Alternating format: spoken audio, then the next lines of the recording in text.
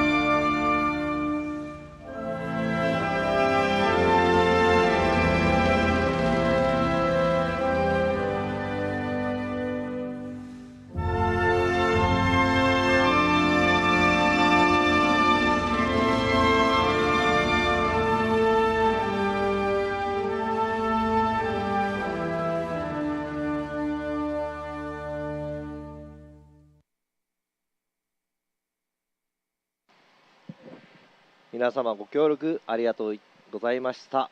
ご着席ください。Thank you for that, everyone. Please have a seat. And now let's roll right into the driver's intro of the top 16. ということで、このまま続けてトップ16のドライバー紹介を、していきたいと思います。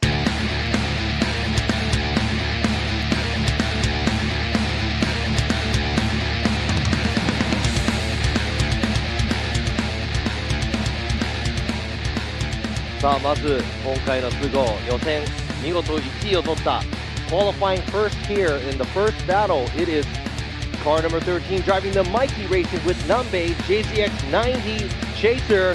It's Mikey Nakamura.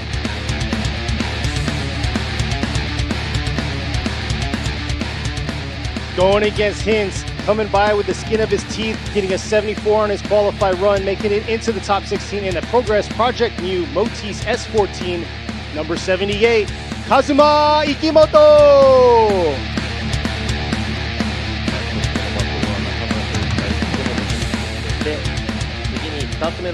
Going on to the second battle, the top 16, qualifying 8th in the Furious JZX 100 Mark II, driven by this female driver, car number 168, driving the Heyman Mark II, Masayo Minoa.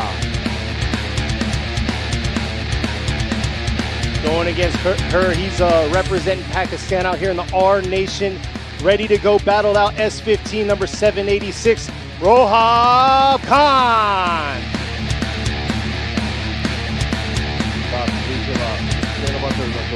Now going on to the third battle of the top 16, qualifying fourth in his Junction Deere Motorsports R34 Skyline Coupe. It is car number 117, Yuki Inaoka.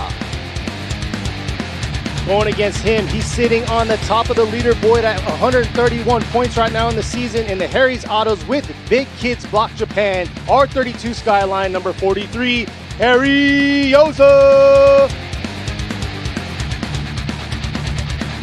続いては4つ目のバトル、the fourth battle of the top 16, going to this young driver, qualifying 5th from yesterday's qualified, driving the Komatsu Racing IS300 for Altezza, car number 67, Ryuichi Otomo. Battling him, he probably has the oldest car out here, but making it kick and slide. Here he is in the RT Factory GZ20 Soarer number 200, Takashi Futakawa. 側の山に行きたいと思います。5つ目のバトル、fifth battle of the top 16, going to the right side of the ladders, qualifying second in his ACR 32 Skyline Coupe, driving the GH Racing vehicle. Car number 115, Kiyofumi Hamada. The body lines on this car says it all. The aggression and everything. And the Twins Inc. Murata Motors with Tops Racing S15 number 32, Kazuya Ozeki. では3つ目のバトル、6th battle of the top 16, driving the Project Satsu Team SHS JZX90 Mark II. This is another young driver coming up. Car number 34, Sho Saito. Here we are, 90s car battle right here in the beautiful built, sweet looking car in the Auto Garage S Clevis Sonoko Wisteria R33 Skyline number 220, Shichi Shizuka. 7つ目の、バトルです。So going on to the 7th battle of the top 16. This is a veteran qualifying third from yesterday's qualifying, driving the Laudada Company with freestyle S15 Sylvia, car number 888, Jamaken. It's going to be an S chassis battle here. This guy right here, internet fan favorite, has his wife and kid out here supporting him. And the Samet S15, number 11, Sam Lucas. 最後のバトルになりますが、the last but not least battle, a young driver driving the samurai style big body JZS 161 Aristo. It is car number 131, Ryuma. And last but not least, this S chassis is built and ready to battle it out. It's the Blast Luck M&Y Garadori Washikura Onsen S15 number 104, Toshihiko Mizuno. And these are your top 16 drivers ready to battle it out. Who's going to be on top of everyone on the podium? さあ、この16名のドライバー、今日激しいバトルのうち誰が一番上に立つか、表彰台の上に立つか。さあ、間もなくトップ16の戦いです。We are about to kick off the top 16 battles. スゴーラウンドのウィナーになるのは誰なのか、皆さん楽しんでいきましょう。Let's enjoy all the battles. Who's going to come on top here at Sportsland Sugo?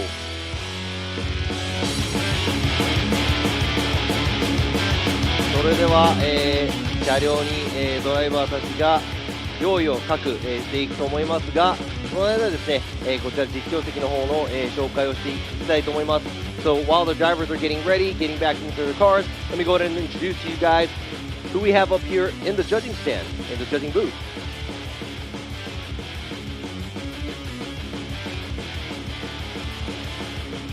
So before we go to the judging booth, look at the beautiful cars that we have. このね、16台の素晴らしい色とりどりの車両、まあ、人気車種である S シャーシーから、JZX まで、幅広くありますが、スカイライン、そしてアルテッツァ、古い車でいうと GZ20 ソアラなど、we got old cars like Soars, we got Altezas, we got S chassis, we got JZXs, we got Skylines. We got Aristos out here too. Yeah, Aristos もありますね。That's a variety of cars that we see out here. So that's something kind of cool to see the FDJ2 series. And a lot of the cars are like, you know, made up so it looks like a street car too. Exactly, and I'm excited to see these cars run. It's crazy because round 2, all the podium winners are here in the top 16 for round 3. So it's going to be very interesting who's going to be in the point standing and how it's going to fluctuate.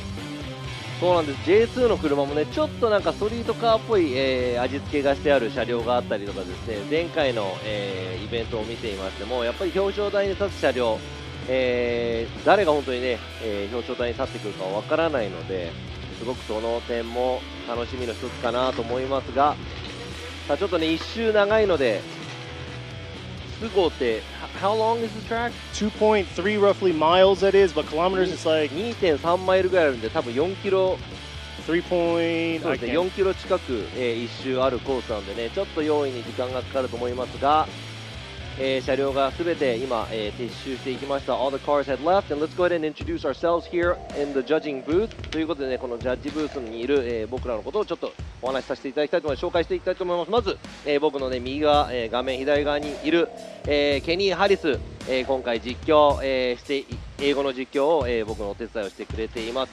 So here goes Kenny Harris. He's going to be helping me out commentating while I can't. I'll be judging as well because I'm doing double duty. そして自分が、ラビ西田で、今回ジャッジの一人と、務めさせていただきます。そして、実況の方もね、日本語の実況、英語と日本語、両方言い混じる感じで、行いたいと思います。そして僕の左にいる、画面右側こちらショーン・エイドリアーノジャッジ、今回のゲストジャッジであり、FDJ の方のジャッジも、務めていきます。アメリカではねジャッジスチュワートという結構重要な、ポジションにいるので、今回日本の方に来て、僕らのお手伝いをしてくれているので、昨日、一昨日かな、アメリカから来たばっかりなので、ようこそ。So welcome to Sean Adriano. You guys already know who he is.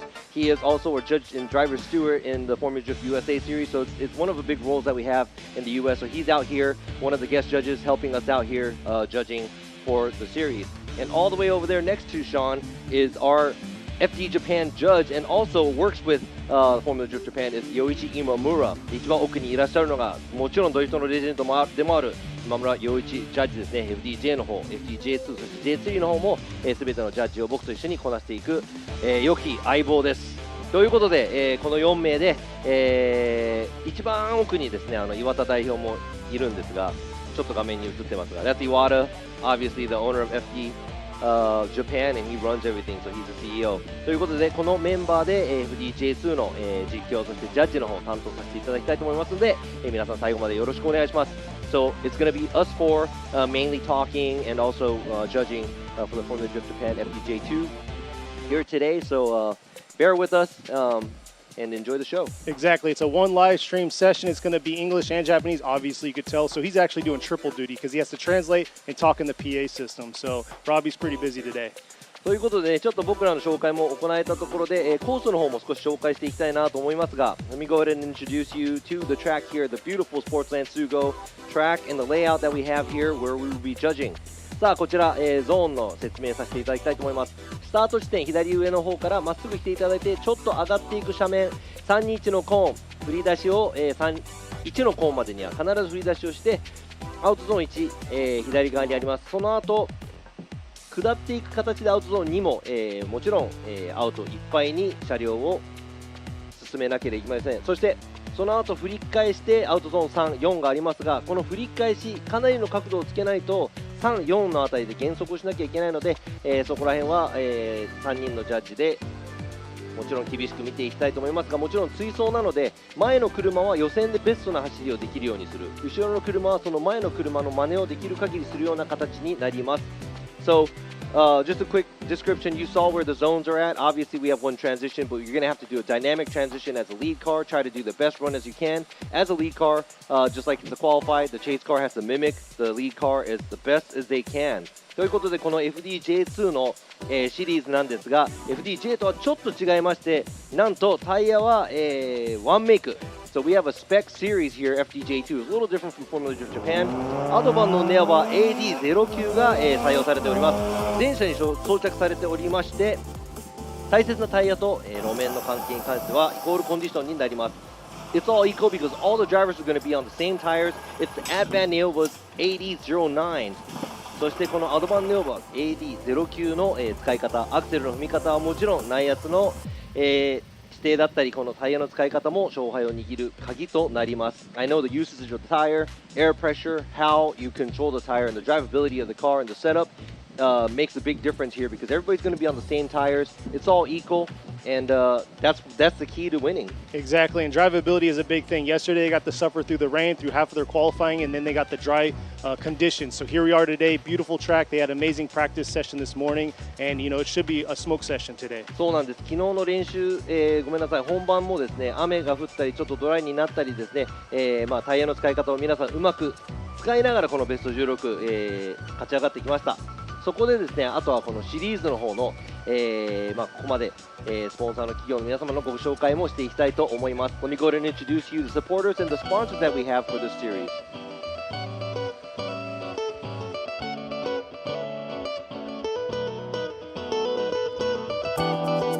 横浜タイヤ様、横浜タイヤーズ、バレンティ様、バレンティ、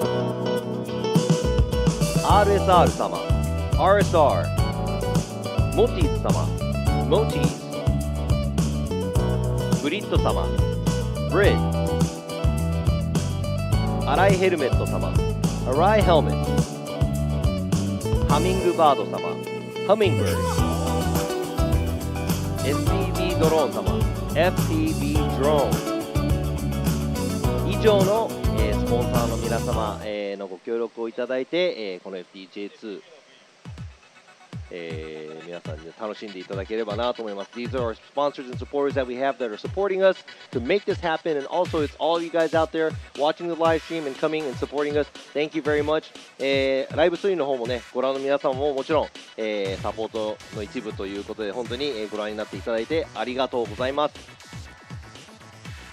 それでは、FPV ドローンのね、映像でコースの方をちょっと見ていきたいと思いますが。And also for the live stream, like I was showing y'all, we're tuning into what y'all are saying. We're about a 15-second delay, but yeah, we're going to try to tune in on what you guys are talking about. そうなんです。ライブストリームね、生で、書き込みとかもね、僕らの方見ているので、随時、すべてね、応対はできませんが、なるだけ、このライブストリームに書いてあるものをちょっと触れていきたいなと思います。それでは、FPV ドローンの方、映像をご覧ください。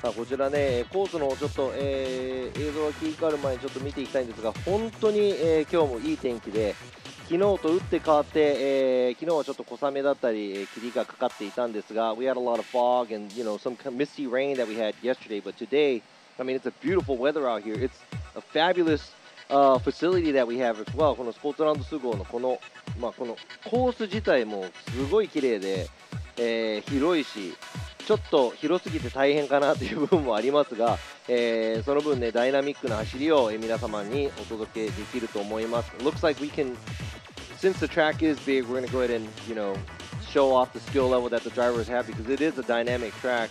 It is simple, but at the same time, it's very hard to tackle. And exactly, like we're looking at the track right now, what you need to understand, it's hard to see on here, is it's about a 100-yard stretch to the 3-2-1, and from there it goes an uphill battle, and after outer zone 2, it's a downhill battle for them. ということで、FPV ドローンを、から見る、コース紹介をしていきたいと思います。So we're going to check out the FPV drones.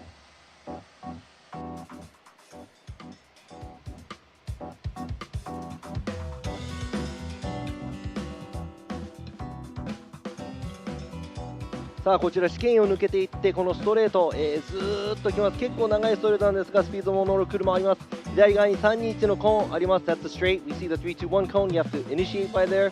1のコーンまでには必ず振り出し、そしてここアウトゾーン1。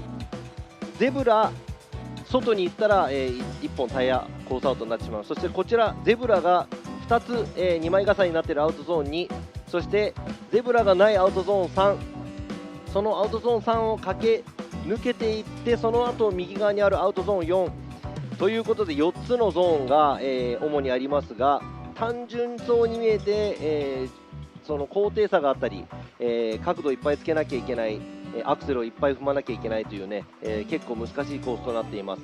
2つ目のアウトゾーンは2枚重ねになっている、ゼブラの、部分なんですが 1枚目のコース寄りのゼブラ1杯までがコースなので、そこから外に出てしまうとタイヤ逸脱になってしまいますので、若干そこはペナルティーになってしまいます。Looking at the track, we got outside zone 1 right there.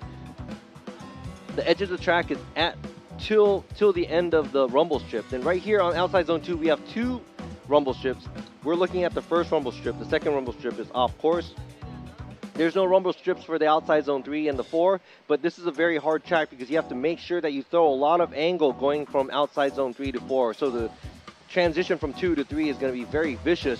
You will see cars being thrown around like it's nothing to throw a lot of angle, and also we're looking at almost full throttle throughout the track because after outside zone 1 and 2, you're just going to have to peg it and just keep going. So It's going to be a very hard track to tackle because it's not like you can practice on a track like this. That's almost like, it's an international track. So こういうね、こういうサーキット、広いサーキットでね、そう簡単に練習もできないので、多くのドライバーはちょっと苦戦をするんじゃないかなと思いますが。And we always talk about the danger zones on the track. What we've seen so far in practice and yesterday's qualifiers, the transition from outer zone 2 to outer zone 3, they've been overshooting that zone. So it's going to be very interesting when they do these tandem battles. そうなんです。追走になりますと、ちょっと予選と打って変わってね、いろいろ難しい部分があるので、もうすぐね、もうそろそろ車両の、準備もできていると思いますが、ベスト16始めていきたいと思います。So we're about to start the top 16. Let's see how the battles are going to pan out today. 今日のね、バトルの行方はどうなるのか。僕も超楽しみなんですが、こちら、映像に映っているのがバーンアウトエリアですね。That's our burnout box, a burnout area where both of the vehicles, top 16, obviously it's going to be the number 1 qualifier and a number 16 qualifier going head to head here at our first battle. この、予選1位のドライバー、そして予選16位のドライバーが1つ目のバトル、対戦していきます。バーンアウトボックスで両者、タイヤの皮むき、温めを終わらせまして、ちょっと、バーンアウトボックスからスタート地点遠いんですが車両の方向かっていますのでもうすぐ始まりますよ皆さん We are about to kick off and sorry for the long wait we're just trying to build up the suspense and このね待ってる時間もそのワクワク感をちょっとお届けしたいなと思っていたので、僕らもワクワクしてます。Exactly, and I know the fans out there are probably wondering, they're ready for their Japanese lesson from Robbie here, listening to him. But hey, eventually you'll catch on because he's going to do this pretty much every round for FDJ2. ということで、予選1番の、マイキー中村選手が先行車線ですね。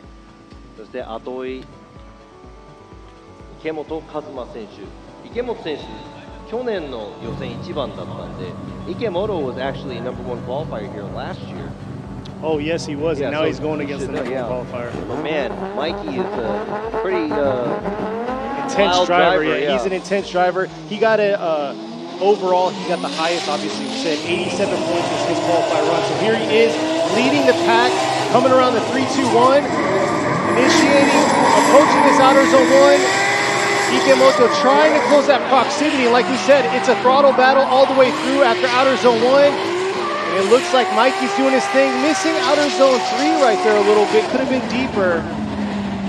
We'll have to take another look at that. ということでちょっとリプレイを見ていきたいと思いますが、結構マイルドな走りを両者しています。そして、遠すぎず近すぎずという、部分で池本選手走っていますが、アウトゾーン1、そしてアウトゾーン2、難なくクリアしていくマイキー選手、そしてアウトゾーン3もですね、もうちょっと寄れたかなという部分、そして、アウトゾーン4、綺麗にフィニッシュしていきました。なので、先行の車両としては文句も、ない走りだったんですが、ちょっとそつない感じの走り、しかし、大きいミスもなく走り終えました。その後ろを走る池本選手はもうちょっと距離感詰められたかなといったところということで、両者入れ替えて今度は、マイキー選手が後追い池本選手が先行を走っていきます。こうやってねドローンの方を見ていきますとやっぱり池本選手も後ろを追っていくんですが、2車身半ぐらい、アウトゾーンに離れてからそうですね2車身ぐらい離れているので今度は入れ替えたところ、どうなっていくのか。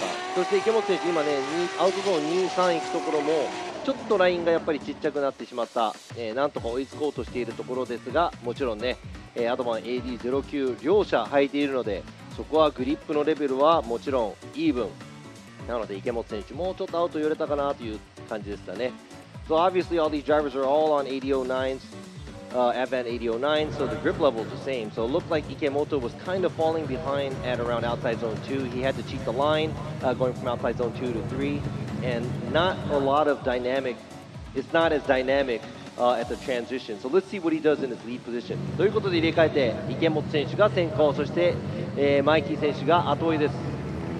We'll see how it's going to go. Mikey had a really nice fluid run. He didn't have any wavering or anything like that. I really thought he was going to do an aggressive flick from outer zone 2 to 3. Yeah, it seemed like he took it safe, but you know what, man? Maybe that's the way to go. It's top 16. Exactly, but like I said, nice fluid lead run. So let's see how he's going to do in the chase. Has to be very aggressive and right on his door. And here he is, Ikemoto's in the lead, coming through the 3-2-1 here. Mikey's got to close that proximity to him here, bringing it into this outer zone 2. Nice job by Ikemoto out of outer zone 2, bringing it back around. Oh man, this is going to be a close one between the two because Mikey got a little bit lost leaving that outer zone 3. さあ、近さでいうとコースの後半までは、後ろからマイキー選手がいい位置にいてたかなというところ。池本選手ももちろん先行でクリーンな走りをします。アウトゾーン2もクリアしてアウトゾーン3もクリアできました。ちょっとマイキー選手アウトゾーン3から4に行く付近でですね、煙に巻かれたのかラインがずれてしまったのか少し置いていかれた感じですね。さあこちらドローンの映像。 Looks like Mikey got smoked out after the transition going from the outside zone 3. Let's go ahead and check this out. He is a lot more aggressive in the chase the first half. He does get left right at the end though. ということでちょっと全体的に距離感がある池本選手後追い、そして先行で、なかなかいい走り、後追いでは前半頑張って走るマイキー選手、後半ではちょっと離されてしまった感じ、がしました。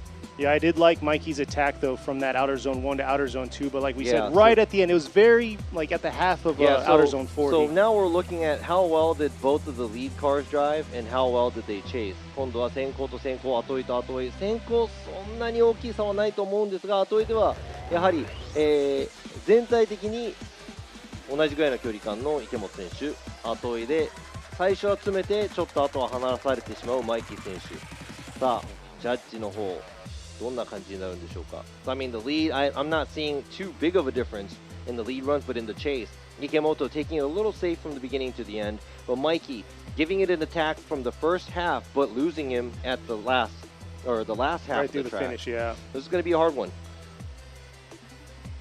Suspense is building up. This is the first battle right here for round 3 of the Yokohama Tire Presents Formula Drift Japan FDJ2. We're out here at the international circuit of Sportsland Sugo. Beautiful facility. They cut the grass for us, spelled out FDJ. You'll see it on the drone footage and everything like that. And it looks like we're about to get some results. There's the spotter stand. You got Hiroya Minoa and Shinji Minoa right there on the screen.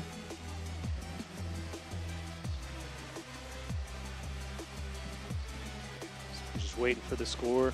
これね、もういつもジャッジがもう当分前に入れたので僕らのせいではないです。Just to let you know, we already input a while back, so it's not on us. さあこちら画像に映っているのがね、現在シリーズランキング FDJ でですねトップ、ですねこの13歳の天才少年ドライバー、箕輪弘也選手。手振ってる方向違いますが、they were waving the wrong direction. Hey, but they're waiting for the next battle to happen. そうで次のバトルが、もちろんね箕輪家の、お母様である、箕輪正代選手の走行が控えているので、こちら箕輪真司元、ドライバー、そして現在若いドライバーたちの先頭を切って走り続けている箕輪弘也選手が見守っています。That's Hiroya Minoa and Shinji Minoa watching and waiting for the next battle for their mom. All right, we got Adriana going right, and here we go, Imamura going right. So Mike Nakamura is going to get the first win and move on to the Grade 8. ということで、ベスト8進出はマイキー中村選手おめでとうございます。ワンモア、そして、中村選手2つだったんですが、やっぱりその中村選手全体的にその追走の部分では追いつこうとする、姿勢が多分良かったんだと思いますが、結構近いバトルでした。池本選手も今回残念、次回期待したいと思います。さあ続いてのバトルです。 The next battle、 先行がゼッケン168箕輪正代選手 from Heyman Matsu going against Rohab Khan with our nation, and here we are. Masayo Minoa in the newly built 3.4 liter 2J leading the way right here. Rohab trying to close that proximity early on. Looks like a huge correction approaching that outer zone 1, bringing it back around into the outer zone 2. Nice job by the lead, swinging it back around to the outer zone 3. And it looks like Rohab couldn't close that proximity throughout the track. さあ今先行の車両、箕輪選手かなりいい走り、ちょっとアウトゾーン3タイヤ1本出てしまいましたが、全体的にペースを崩さず走り切りました。後追いの、ロハブ選手、ちょっとアウトゾーン1に向かっていくところで姿勢を崩してしまいまして、そのままちょっと追いつかない状態で、最後の方ではかなりちょっと、車間が空いてしまった感じがします。So looking at both of the drivers, Minoa doing a good job in the lead position, filling all the zone, a little wide on outside zone 3, but very acceptable because it was smooth and it didn't change the pace. Looking at Rohab in the chase, he attacked right before the outside zone 1, but did not pull through all the way. It looked like there was a wavering and a mistake. He had to take out a lot of angle going through outside zone 1, and that's going to actually hurt him in the chase position. And after that, you can see there was a good amount of distance in between the car, not so much proximity in between these two vehicles. Yeah, it's going to be very interesting. This is where Minoa's got to really collect herself in that chase position, because right now, you know, she has a little bit of a leg up just because of the full correction that we've seen from that 3-2-1 to the outer zone 1. Yeah, and Minoa's initiation was pretty nice. It was snappy, leaving the 3-2-1 cone as well. So I would have to say that was a textbook lead run, minus obviously the tire drop at the outside zone 3. 箕輪選手の、ね、先行も、進入のところで、結構パキッとドリフト状態に持っていったので、全体的に見ると先行としては、理想な、走りをしている、アウトゾーン3では一脱してしまいましたが、それ以外の部分ではスムーズに、走り切りましたということで入れ替えて、Now we got Rohab leading and Minoa giving chase. All right, here he is coming through the chicane. Approaching this 3-2-1, Minoa's got to keep that close proximity. Looks like she's giving him a little bit of a gap into this 3-2-1. Looks like a little hesitation, correction in the chase right there, bringing it around to this outer zone 2. Rohab filling that outer zone 2. Nice job. Back to the outer zone 3, filling. It looks like Minoa dropped a few tires in the chase position, bringing it into this finish. Yeah, it's unfortunate, but I think she corrected. Now they're zooming in something else, but then there was a huge correction at the outside zone, going from the initiation to the outside zone 1, and watching Rohab's lead, keeps it in the track, and he is filling the zone that he is supposed to. So 先行のロハブ選手、もちろんね、アウトゾーンすべて取って走っていったんですが、箕輪選手後追いのポジションでなんと振り出しのところ、振り出しの部分一回車戻ってしまいました。Yeah, it looks like both drivers there after the 3-2-1 made a slight correction approaching that outer zone 1. And here's the replay once again. And it looks like the correction was roughly in the same area. And like I was saying before, the approach to that 3-2-1, it gets to, right after the 1 cone, it gets to an incline where they're climbing up to find that outer zone 1. So not sure if the elevation change is making a difference for these drivers. And like I said before, that transition from outer zone 2 to outer zone 3, it's going to be a huge factor because that's where a lot of people are getting left behind. And that's the downhill descent into outer zone 4. So here's one more replay. Minoa on the lead this time. You can see about the same area where Rohab made the same correction as Minoa did in her chase. So we'll see here. I'm used to seeing Rohab bump doors, so that was kind of surprising on his chase, not closing that proximity, but we'll see what the judges' final call is going to be between these two, the second battle of the top 16.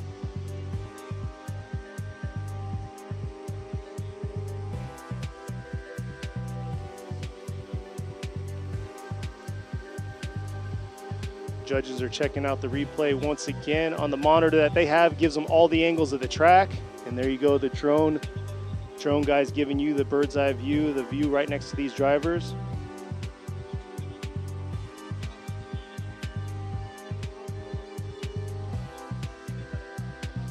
So we'll see here. Checking out the chat right now, what's going on. You know, shout out to my wife and kids and family out in Texas. They're checking it out.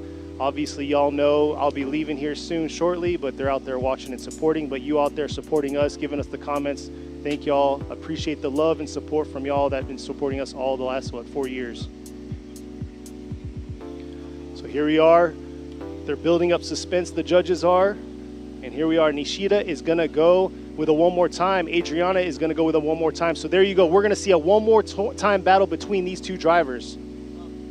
ということで、今、審議の結果なんですが、アウトゾーン1に向かっていくところ、進入の部分でですね、両者、後追いの、ポジションで大きな、ミスをしてしまいました。そして先行を比べていきますと、箕輪選手はアウトゾーン3で1脱、しかしロハブ選手はアウトゾーン1で浅くなっていかなきゃいけない状態ということで、あまり差がないということで、こちら、one more time となりました。It's a one more time. Both of the drivers making huge errors at the outside zone, going to the outside zone 1 in the chase position. And we're looking at the leads where Minoa dipping a tire at outside zone 3, Rohab getting shallow at the outside zone 1 in the lead position. We're going to go ahead and go one more time. ということで、one more time、見ていきたいと思いますが、次のバトルいきましょう。3つ目のベスト16のバトルは稲岡選手先行、そして現在シリーズランキングトップのハリー・与座選手が後追いです。Harry Yoza leading the way, or in the chase position, leading the pack in points, and here he is coming around. Nice job in chase, bringing it into this outer zone 2. Let's see how he's going to keep that close proximity through the outer zone 4. Not too bad of a run. さあこちら先行稲岡選手アウトゾーンちょっとタイヤがはみ出たりとかなんですが、与座選手後追いポジションでアウトゾーン1ちょっと小さいかなというところ、そして追尾近さでいうとそんなに近づけていないが、しかし同じラインを、なんとかトレースしていっている感じなので、先行入れ替えて次はどんな走りをしてくれるか。 Watching Inaoka, looks like he dips the tire outside zone 1, outside zone 3, a little wider than what we want to see, but he keeps it within. It's not, too much. So he does a good job filling the outside zones and making it easier for the chase car to chase. But Yoza not giving so much proximity throughout the track. He was a little smaller, shallower on the line at the outside zone 1 area in the chase position. Yeah, that's one thing I was worried about with proximity, is because this is probably the largest track that they're going to be competing on this year, and it's a very, high tempo, fast track, unlike the ones that we've seen previously in the last 2 rounds. ということで、両者スタートラインの方に戻っていきまして、入れ替えてのスタートですが、現在シリーズランキング、トップの与座ハリー選手、ここで負けては言いたくないけど、ベテランの稲岡選手、以前ね FDJ にも出ていましたが、最近は FDJ2 に前戻ってきました。 So here we are, the points leader is going to be leading the way this time, and Inaoka's got to give a good chase, close that proximity. Yoza left a little bit out there on proximity. It looks like Inaoka was struggling right there to keep it into drift to outer zone 1, and he's struggling in that chase position, closing his huge mistake in that transition from outer zone 2 to outer zone 3, and just messy all around in that chase position. 先行では結構調子良かったんですが、稲岡選手進入からですね、ちょっと怪しい、浅くなって、そうですね、もうアウトゾーン1付近でもう戻ってしまいました。そして全体的に浅い走り、アウトゾーン2、その後の振り返しちょっと早すぎて、もちろんアウトゾーン3では振り出せず戻ってしまいました。これは大きいミス、稲岡選手、そして先行を走る与座選手は難なくコースを走りました。 And here we are, Nishida is going first up, going right with Yoza. Adriana, there you go. Harry Yoza is going to get the win and move on to the grade 8. さあ今回の勝者は与座ハリー選手、おめでとうございます。先行では激しい走りができたんですが、今回後追いでちょっとミスをしてしまった稲岡選手、残念ながら16で敗退となってしまいました。ということでね、まだまだこの、現在シリーズランキングトップの与田選手は、駒を進めていきました、ベスト8進出です。おめでとうございます。So he makes it up to the grade 8.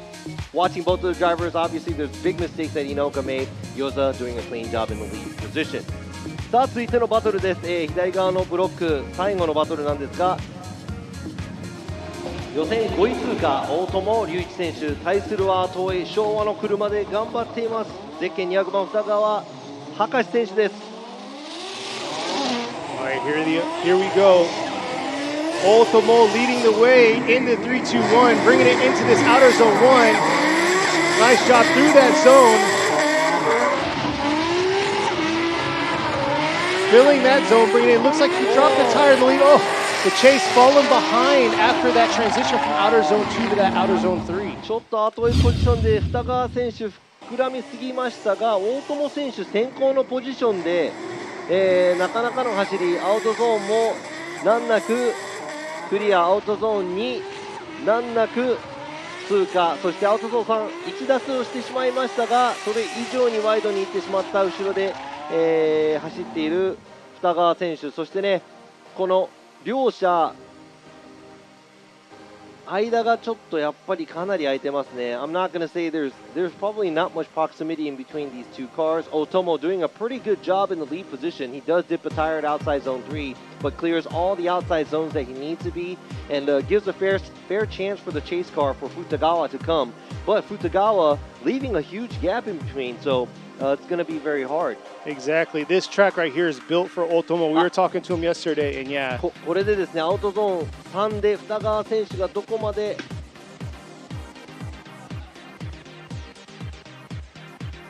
3に近いな。ちょっと今の最後見ていきますが。We're checking out the replay, but like I was saying, there you go, the FDJ sign right there on the middle of the screen and the bottom right. You can see them cutting it out, so represents those hands down to the Sportsland Sugo. ちょっと、後追いのポジションで二川選手アウトゾーン3かなり、怪しかったです。もしかしたら3打取られるかもしれない。That might be 3 tires off at outside zone 3. So keep that in mind, and let's go ahead and see what the battle is going to be like after they switch places. それもね、頭に入れながら、今度は二川選手が先行、そして大友選手、後追いではどういう走りをしてくれるのか。Anything can happen here. Tables are turned. Futagawa is going to be in the lead this time, while Ultimo is going to be in the chase. Ultimo's got to keep that close proximity. But here they are approaching that 3-2-1, initiating into this outer zone 1 here. Futagawa filling that outer zone 1. Look at that close proximity by Ultimo, bringing it into this outer zone 2. Nice job. Let's see the transition. If he could stick it through all the way. Oh! And a huge correction into that outer zone 3 by Ultimo. I told you, anything can happen when the tables turn for these drivers. And here we are. Let's see the replay again. Futagawa doing a good job, and Ultimo on the attack right there, approaching this outer zone 2. A little shallow by Ultimo, and I think that threw him off the line into that outer zone 3 transition. さあ、先ほどね、二川選手、後追いでも3奪アウトで取られているというお話をさせていただきましたが、今度は大友選手が後ろで大戻り。順当にいけば勝ち進めたんですが、今度は先行の走りを両方見ていって、どんな審査になるのか。Now we were talking about the 3-tire dip at the outside zone 3 by Futagawa. Huge mistake by Otomo. Everything was looking good till here, but he throws a little bit too much angle on a wrong line and switches back way too early, and he realizes that he's not going to make it. Big correction. So now both of the chases are incomplete, and now we're just looking at the lead position, and it doesn't look like there's a big difference in lead.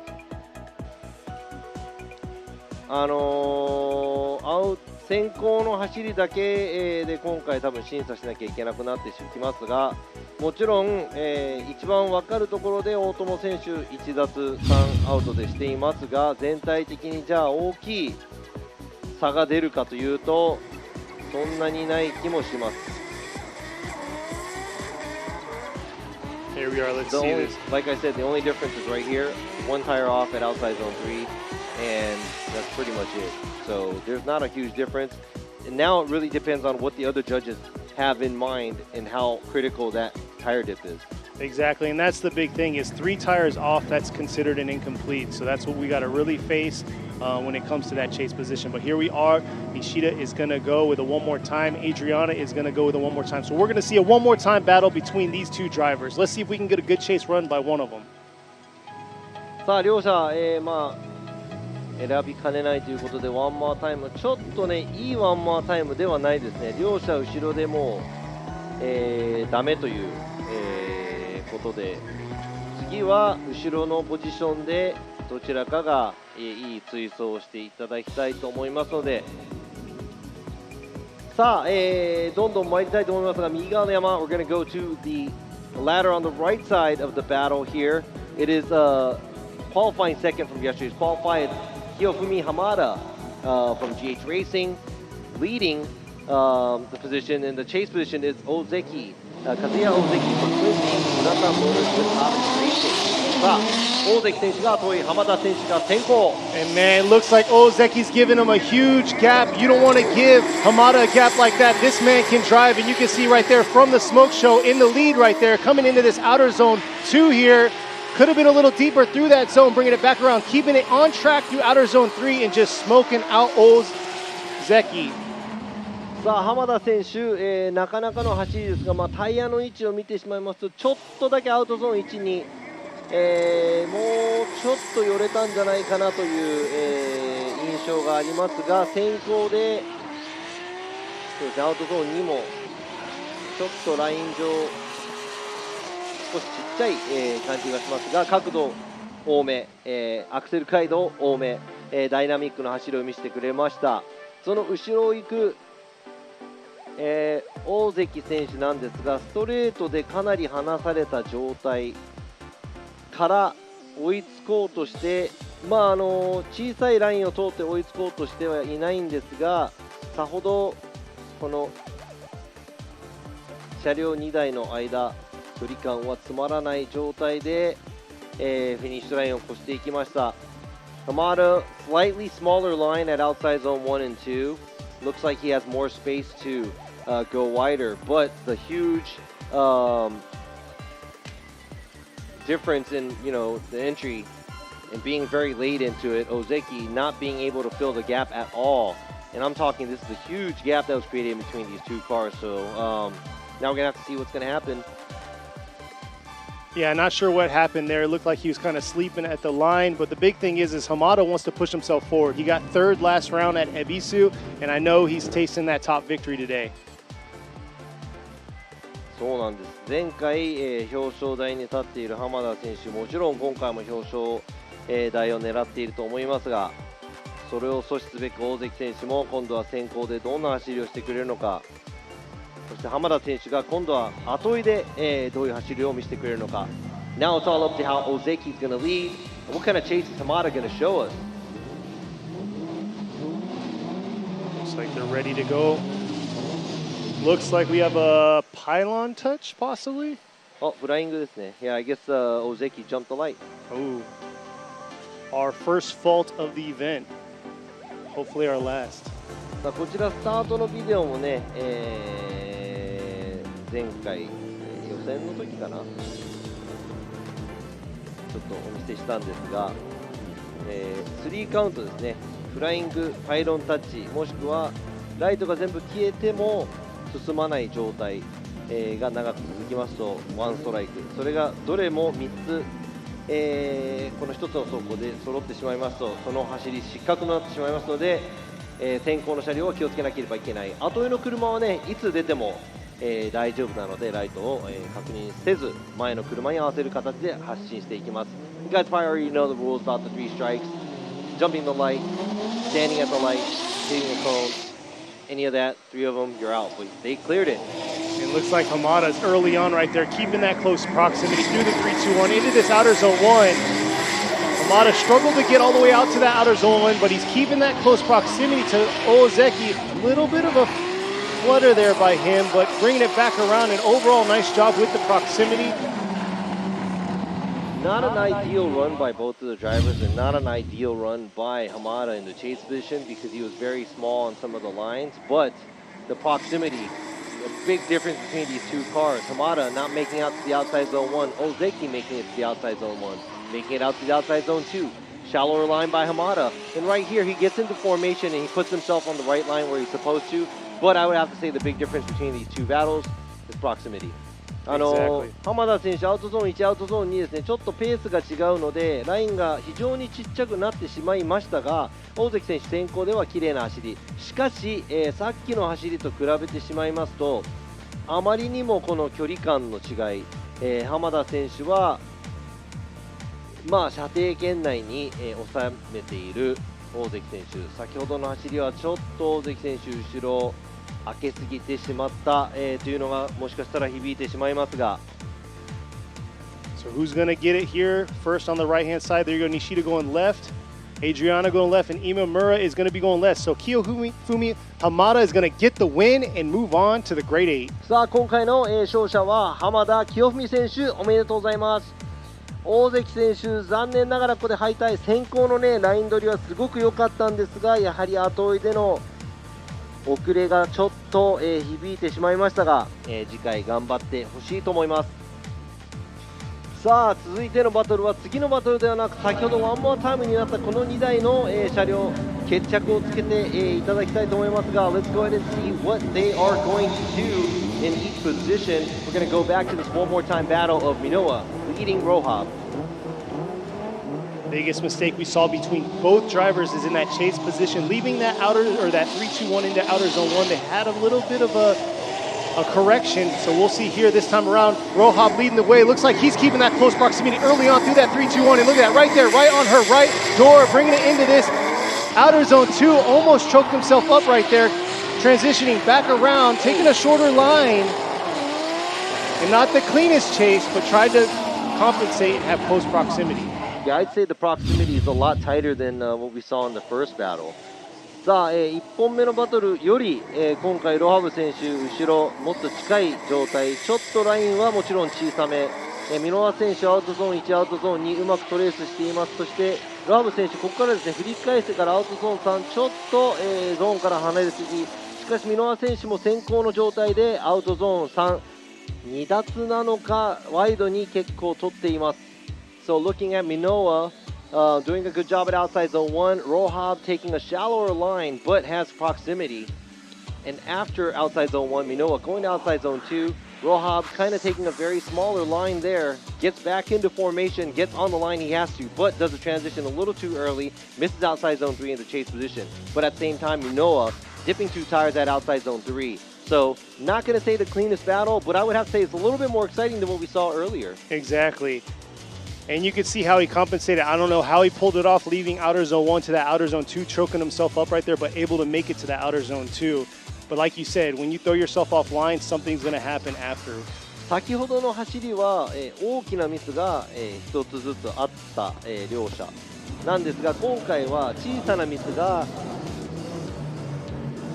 先行後追いともにですね、ちょっとずつあるような、感じがしましたが、今度は入れ替えて、ロハブ選手が先行、そしてミノア選手が後追いとなります。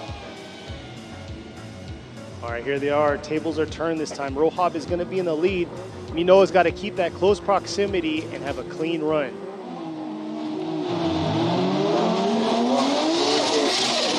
どのぐらいロハブ選手に食らいついていくか。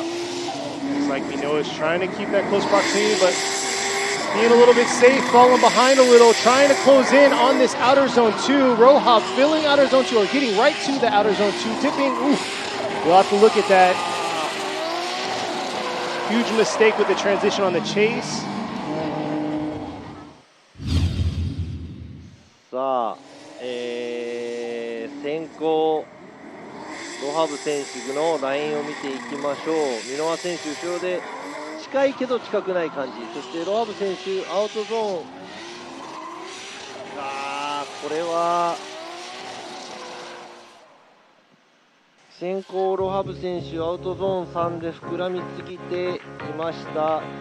ちょっともう一度確認していきましょう。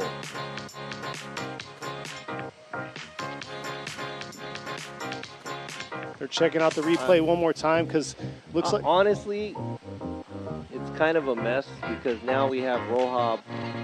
We're gonna have to check the replay again, but looks like he's very close to a 3-tire off at the outside zone 3 area. Minoa making a huge mistake in the chase position. We have to check to see she's not fully corrected. It's just a correction or straightening. There's multiple things going on this track right now.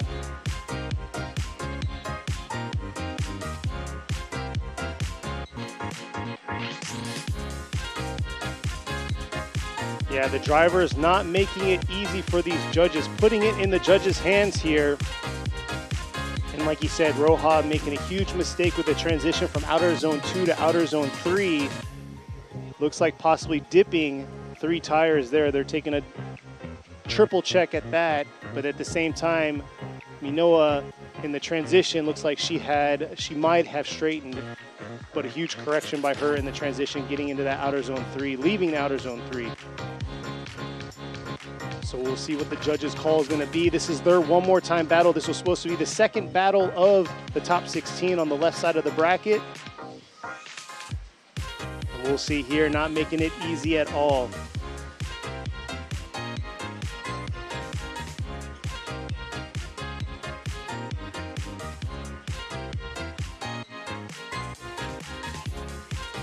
See y'all out there in the chat right now screaming out a one more time between these two to see if one of these can make a solid 2 passes. But we'll have to wait for the official call. There you go. Rohab's R Nation booth on the screen right now.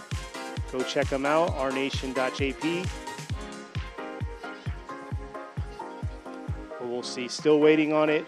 Robbie's jumping back on the mic. We'll get his input on those 2 runs that we just saw. You know, we do have a chance to do one more time, but I mean, it was just kind of all over the place, and we kind of figured it out what to do and make the decision. I'll go ahead and explain it to you. そうですね、どうしてこうなったか結果を、後から報告させていただきたいと思いますが。 And here we are right there, both judges, all 3 judges going left. So Masayo Minoa is going to get the win, and she will be moving on to the grade 8. ということで、今の、戦い、ミノア選手、若干の、勝利ということで、ロハブ選手を下していきましたが、今のちょっと説明させていただきたいと思いますが、先行で見ていきますと、ロハブ選手は3奪に近い、アウトゾーン3、そしてミノア選手は2奪をアウトゾーン3でしました。ということで、少しミノア選手の方が先行で良かった。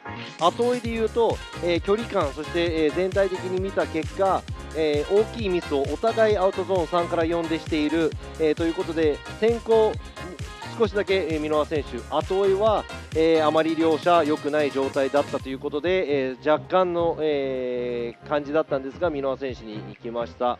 So watching the chase runs, both not a great run, both making mistakes going from outside zone 3 to 4, and many mistakes in the chase position throughout the track, and we made that pretty much even. Now looking at both of the lead positions, Minoa dipping 2 tires at outside zone 3, Rohab almost dipping 3 at outside zone 3. That's the big deficit. He did it incomplete, but it is heavier because he was more off track, a little bit more shallower going from outside zone 2-3 area too. So we had to give it to Minoa. さあ続いての、バトルいきたいと思います。さあ、先行にはですね、昨日の予選7位通過斉藤翔選手、そして後追いは石塚真一選手。さあクリーンないい追走を見せてもらいたいと思います。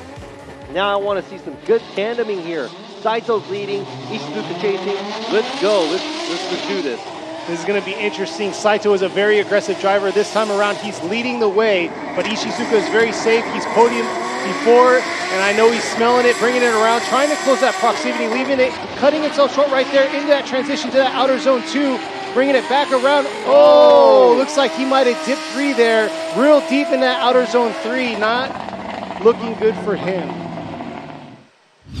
さあ、斉藤選手先行でアウトゾーン、タイヤは出ていますが全体的にアウトゾーン1,2,3,4、全てクリアできています。そして石塚選手いい距離感で後追い走っていますがここで振り返す後ちょっと怪しい3奪かなという、後追いポジションでの石塚選手これは、他の映像を見て確認していかなければいけないんですが斉藤選手、先行のポジションではかなりいい走り、後追いポジションですね。このドローンの映像を見ていますと、距離感としては石塚選手、まずまずの場所にいます。ラインも、うまく先行のトレースできているんですが、ちょっとこのアウトゾーン3は怪しいですね。多分3奪を取られてしまうんではないかと思いますが、このドローンの映像で多分はっきりと分かってくると思います。Watching the drone will probably give us a better idea of how. Yeah, that looks like it's pretty close to a 3-tire off, so.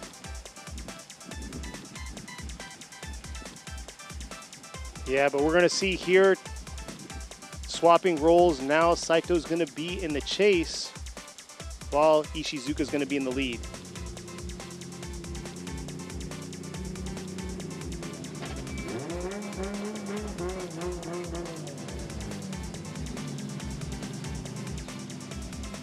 All right, so all y'all watching from home, grab a beer. It's going to be a long one, it seems like. One more time battle. Yeah, hopefully these drivers could kind of step it up a little bit. もうちょっとね、ちょっとドライバーの皆さん頑張っていただきたいと思いますが、今度は斉藤選手が後追い、そして石塚選手が先行。綺麗なツイストが見たい。Saito, very aggressive chase driver. Here he is, trying to keep that close proximity early on. He's got to dial it in a little bit more, leaving that outer zone 1 here into this outer zone 2. And there it is right there. Coming back around outer zone 3 into this outer zone 4, dialing in into this finish, and that's what we're talking about. That's the proximity we want to see right there at the finish. なんか追走らしい追走をやっと今日見た感じがしましたね。It feels like I'm finally watching some tandem today because they've been, you know, a lot of distance in between these cars, but it looks like Saito showing off his skills right here. Ishizuka doing a great job, obviously, in lead position, but Saito getting closer on proximity. He does miss the outside zone 3, but he does take proximity and makes it look a little bit more exciting. And now we're going to have to go back to see because Ishizuka in the chase position made a huge mistake at outside zone 3, and that's going to be included in what we are making the call. ということでね、斉藤選手、後ろでは追尾結構うまくいきました。アウトゾーン3、ちょっと離れてしまいましたが、先ほどの石塚選手の後追いの大きなミス。There you go, 2 judges right here. Imamura, the last judge, going left. There you go. Sho Saito is going to get the win and fill that right side of the bracket to the top 8. そして、ベスト8進出は斉藤翔選手、おめでとうございます。石塚選手、なんとか、車両をね、コース内にあとちょっと収められればもっと話は変わっていたんですが、やはり、今回は残念ながら FDJ2 のベテランでもある石塚選手、ここで敗退となってしまいました。斉藤選手は、ベスト8で浜田選手と、対決というところで、ちょっと楽しみな、カードです。That's a pretty exciting battle. I want to see Hamada versus Saito because they're both kind of aggressive. Very aggressive. さあ先ほど2つ目のワンモアタイムのバトルを、見ていきましょう。先行大友選手、後追い二川選手、両者、後ろのポジションでミス、先行あまり変わらずということでワンモアタイムとなりました。Otomo is leading and Futagawa is chasing. This is one more time battle that we have. The second one more time battle. Both the drivers did a great job in the lead, but both messed up in the chase. Exactly. Like I said, Otomo, his car is built for this big track, and there he is filling outer zone 1. Oh, man, right there you can see Futagawa, huge mistake, struggling in that chase, keeping it in drift. And yeah, just sloppy all the way around. Otomo doing his thing, but at the same time, the tables are going to be turned. He's going to be in the chase position, and he has to perform.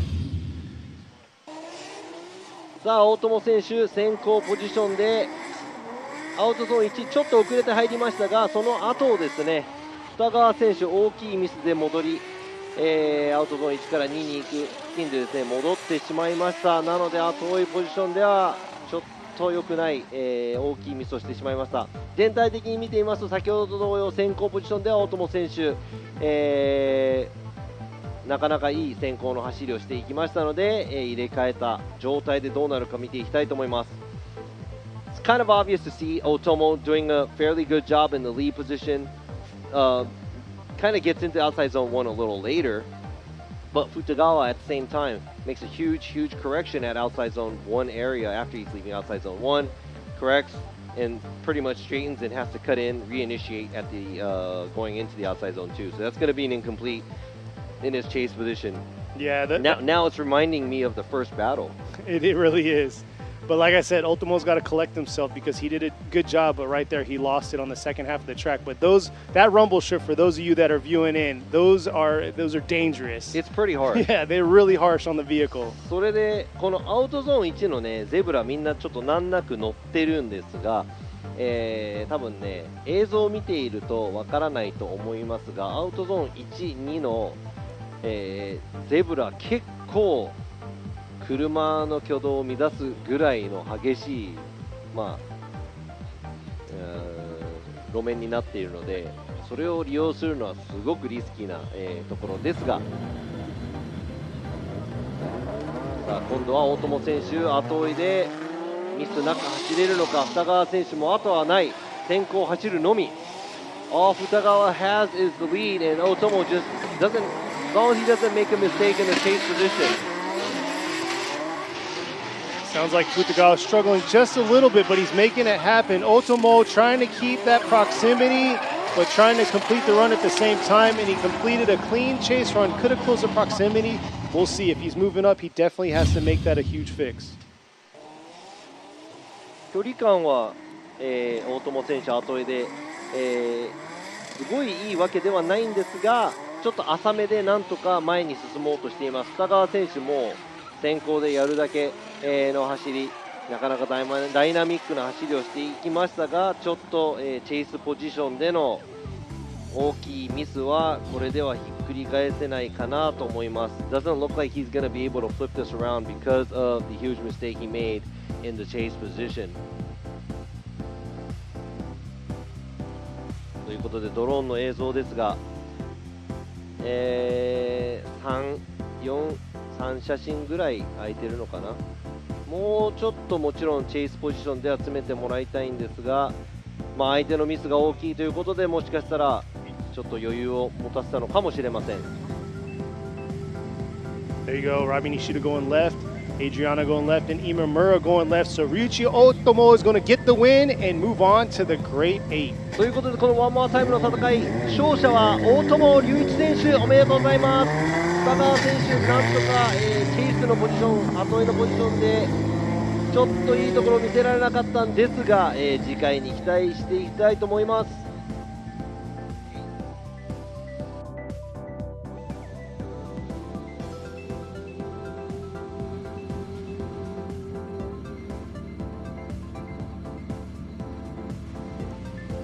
さあ続いてのバトルです。ベスト16、最後から2番目のバトルですね。先行はカーナンバー888邪魔犬、そしてラウダダカンパニー with、フリースタイル。後追いは、YouTuber でもあるサミットサム・ルーカス選手の後追い。さあどんな走りになるのかこの2名。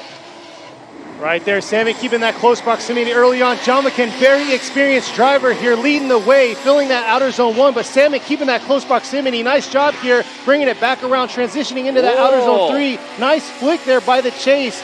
And Jamakin doing his thing, filling those zones. サム・ルーカス選手、サミット選手は去年ここで4位だったのかな。なのでちょっと相性がいいのかもしれません。もうちょっと詰めてもらいたいかなというところ。しかし大ベテランのこのジャマケン選手、先行でアウトゾーンをかなり、きっちり取っていっています。ジャマケン、you know, being a veteran here in FD Japan, keeps it within the track, and I would have to say that was a very, very clean lead run. Now, Samit in the chase position, he does waver a little bit and doesn't reach the outside zone 1 area, but I like the way he flicked the car going from outside zone 2 to 3 in the chase position. That's something we haven't seen from any of the other drivers previously that we had in the battles today. ということでね、サム・ルーカス選手、後追いではアウトゾーン1でちょっと、ふらついてアウトゾーン1アウトまでいけないんですが、アウトゾーン2から3後追いのポジションで綺麗な振り返しができています。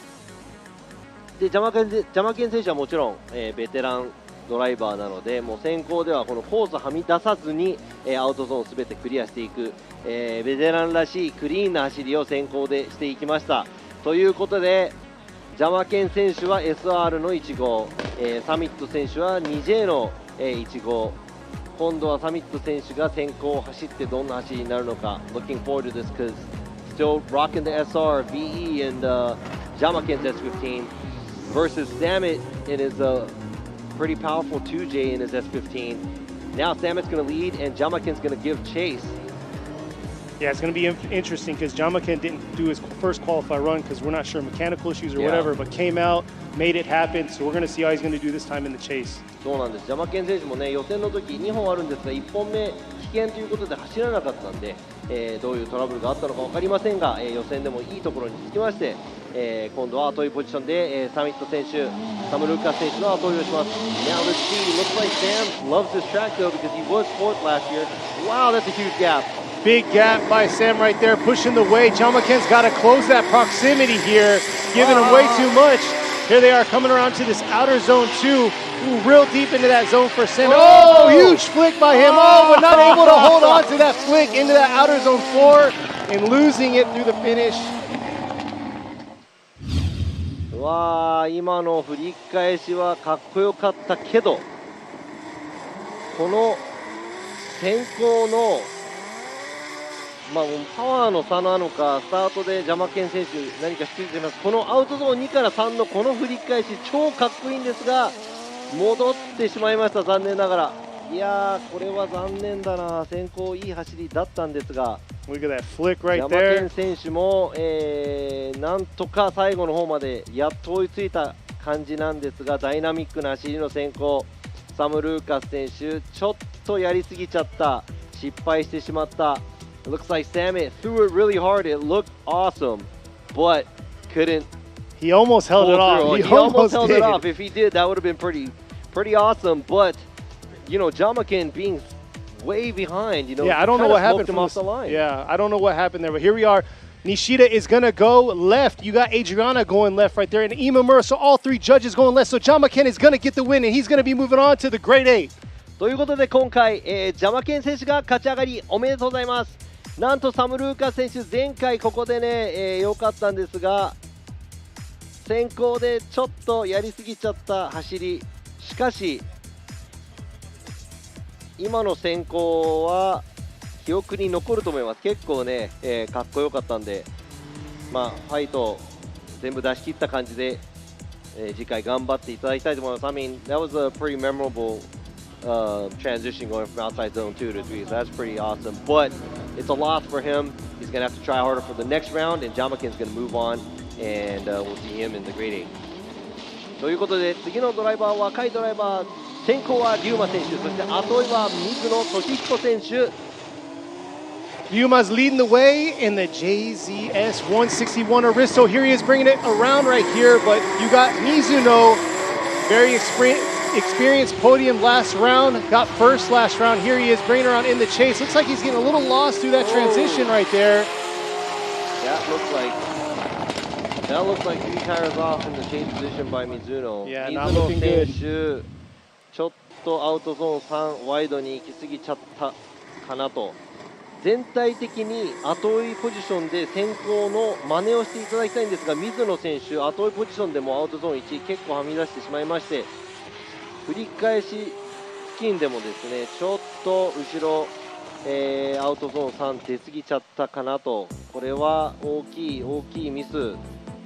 しかしこの距離感ですね、そんなに先行についていけるような感じでもない距離感があるので、もうちょっと後ろの、ね、走行している車両もうちょっと近くに寄れたらなと思いますが、the positioning of both the cars, Mizuno, you know, going super wide on the outside zone 3, and that's a big no-no. That might be an incomplete for him. In the lead position, Yuma does take a wide line, but he keeps it 2 tires off at max.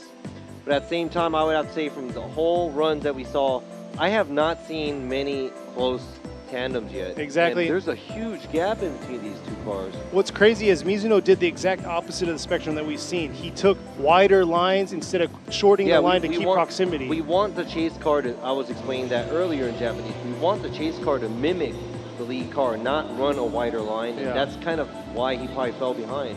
So now we're going to have to see what he's going to do in the lead position and Yuma in the chase position. That's the one time he could have shorted his line and compensated and actually got that close proximity, because that would have kept him on the track at that point. Yeah. But we're going to see this time, like Robbie said, we're going to see how it's going to be. between these two, when they flip the roles, Mizuno is going to be in the lead this time, while Ryuma is going to be in the chase. さあ今度は、先行が水野選手、そして後追いが龍馬選手になります。これで龍馬選手が後追いのポジションでどんな走りをするのか、そして水野選手先行ではどういう走りをしてくれるのか。All right, leaving the chicane now. This is the last battle of the top 16. Who's going to fill this last spot for the grade 8? Is it going to be Ryuma in the chase, or is it going to go to Mizuno in the lead? Looks like Mizuno's doing his thing, filling that outer zone 1, bringing it into this outer zone 2, but Ryuma right there, keeping that close proximity, transitioning back around into that outer zone 3. And I got to say, that's the proximity you were talking about. 龍馬選手の後追いが結構良かったですね。ラインもアウトゾーン2から3に行くところの振り返しを頭に入れながら2をずらすような、形で、うまい、ちょっとね煙と前の車両を避けるような感じ。Man, I'd have to say Ryuma's chase, he calculated so well that he did move where he had to transition behind Mizuno, where he wasn't lost in the smoke. He did run the right line where he gets right into the pocket of the lead car. And I think that was a very good chase by Ryuma. And he's a young driver. He's a very too. young driver, too. Yeah, driving that big car. So we're going to see what the judges' final call is going to be to fill this last spot in the top 6, or the grade 8. Here we are. Nishida going left. Adriana going left, and Imamura right there. Ryuma's going to fill that last spot to the grade 8 and getting the win. さあベスト16最後のバトル、Ryuma選手対水野選手、勝ったのはRyuma選手、おめでとうございます。今回水野選手前回の、優勝からなんとベスト16敗退、これはちょっと痛い大きいミスが目立ってしまいましたが、次戦はなんとかその表彰台にまた立てるように頑張ってもらいたいと思いますが、ここで若手のドライバーRyuma選手が、ベスト8進出となりました。ということでですね、ベスト8進出の、ドライバーです。1つ目のバトルはマイキー中村選手、対、箕輪正代選手。次のバトルが、与座張選手対大友、隆一選手。3つ目のバトルが浜田清文選手対斉藤翔選手。そして最後のバトルは、邪魔健選手対Ryuma選手となります。No, I'm going to go ahead and read off to you the battles in a little bit, but before we go into that, we're going to take a short break. ここでちょっと休憩を取らせていただきます。すぐ戻るので、どこにも行かないで、ライブストリームご覧の皆さん、どこにも行かないでください。Don't go anywhere, we'll be right back.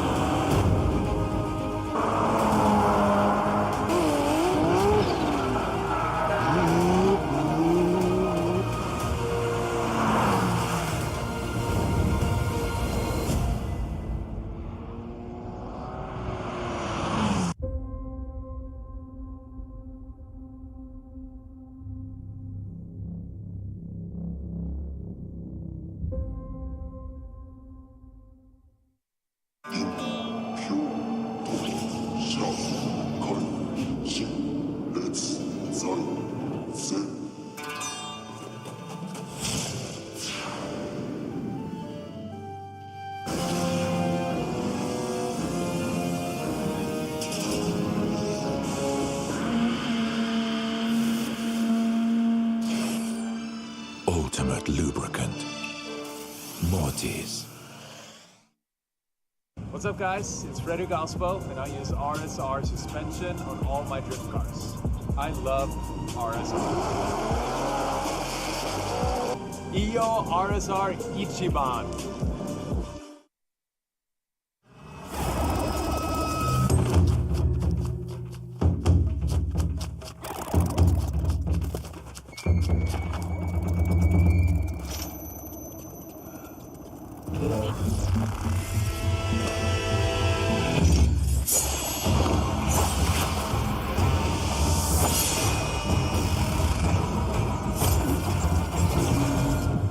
Made in Japan. Breed.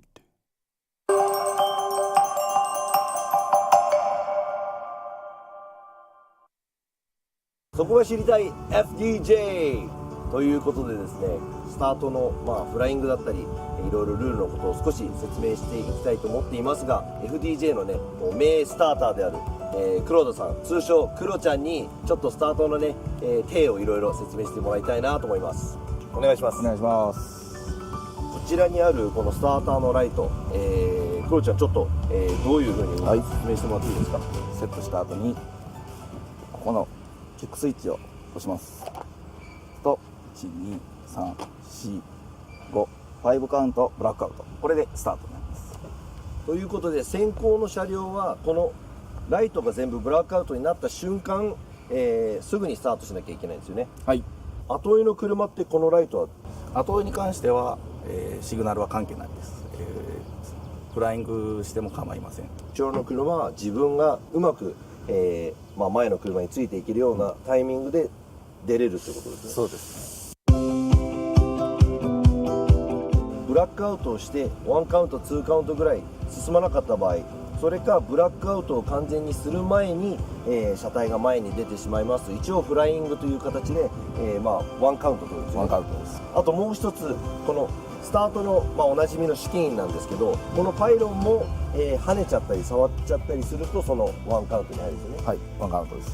で、何回そういう失敗をしたら3回で失格です。3回目で失格ですね。フライングなりパイロタッチした場合は、ストレートの先にあるリスタートシグナルというのを点灯させてドライバーに知らせます。FDJ のこのスターターとしてずっと、クロちゃん、長くやってるんですけど、やっぱりその未だにやっぱりスタートする前とかって緊張しますか？やはりね、なるべくならリスタートはさせたくない、でそれもしっかりと採点しなくちゃいけない、こちらも緊張感もありますし、選手の緊張感も伝わってきます。ということで、スターターの内側の話もちょっと取れたんですが、このスターターが、どういうふうに車をスタートさせて、やっていくかというのを皆さんもちょっと、分かっていただければ、もうちょっと楽しく、FDJ の方を見ていただけるのかなと思います。ということで、ここスターターから、中継でお伝えしました。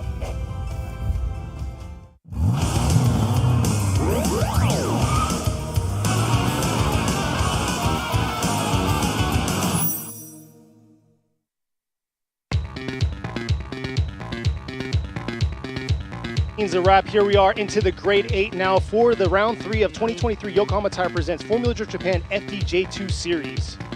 さあベスト16も終わりまして、これからベスト8に入ろうとしていますが、こちら2023年横浜タイヤプレゼンツフォーミュラドリフトジャパン FDJ2 ラウンド3グレート8です。皆さんここまでやってまいりました。1位通過の中村選手、そしてなんとかそこに食らいつく箕輪選手が後追いに、もうポジションを取っていますので、このまま、1本目両者走っていただきましょう。ということで、もうスタートのシグナル、先ほどねビデオが流れましたが、お互いスタートしていきました。 Let's go into the battle between Mikey Nakamura versus Masayo Minowa. JZX battle here, a 90 versus 100. Yeah, that's right. A 90 in front, leading the way with Mikey in it.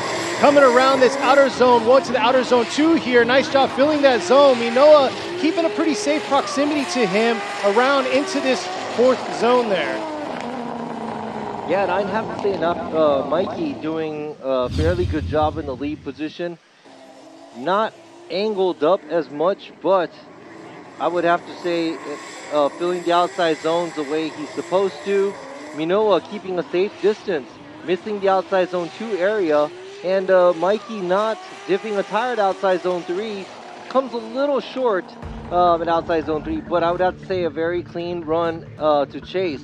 Now Minowa, not much proximity in the chase position, giving chase to Mikey Nakamura. So now we're going to have to see what's going to happen in between these two vehicles when they switch places.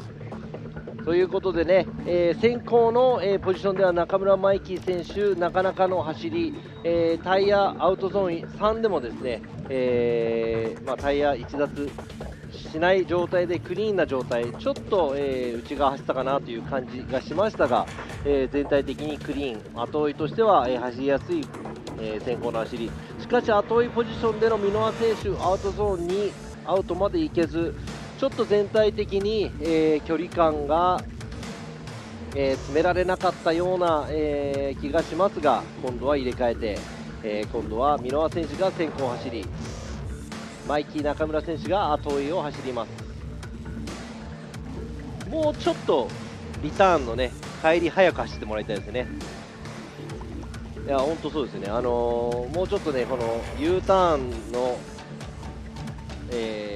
帰ってくるスピードをもうちょっとドライバーの皆さん、スポッターの皆さん上げてほしいです。Just reminding the spotters, it's like, coming back to the start line, I hope the drivers, pick up the speed a little bit. Yeah, it's kind of taking forever because it is a big track. Yep. And I don't want you guys to have to wait in front of the screen that you're at. We just want to see battles, battles, battles. Here they are about to battle the second part of it here. Minoa is going to be in the lead this time, while Mikey is going to be in the chase. Looks like Mikey's going to keep that close proximity early on into this 3-2-1, initiating at the same time as Minoa there, bringing it into this outer zone 1. Nice job there in the proximity chase right there.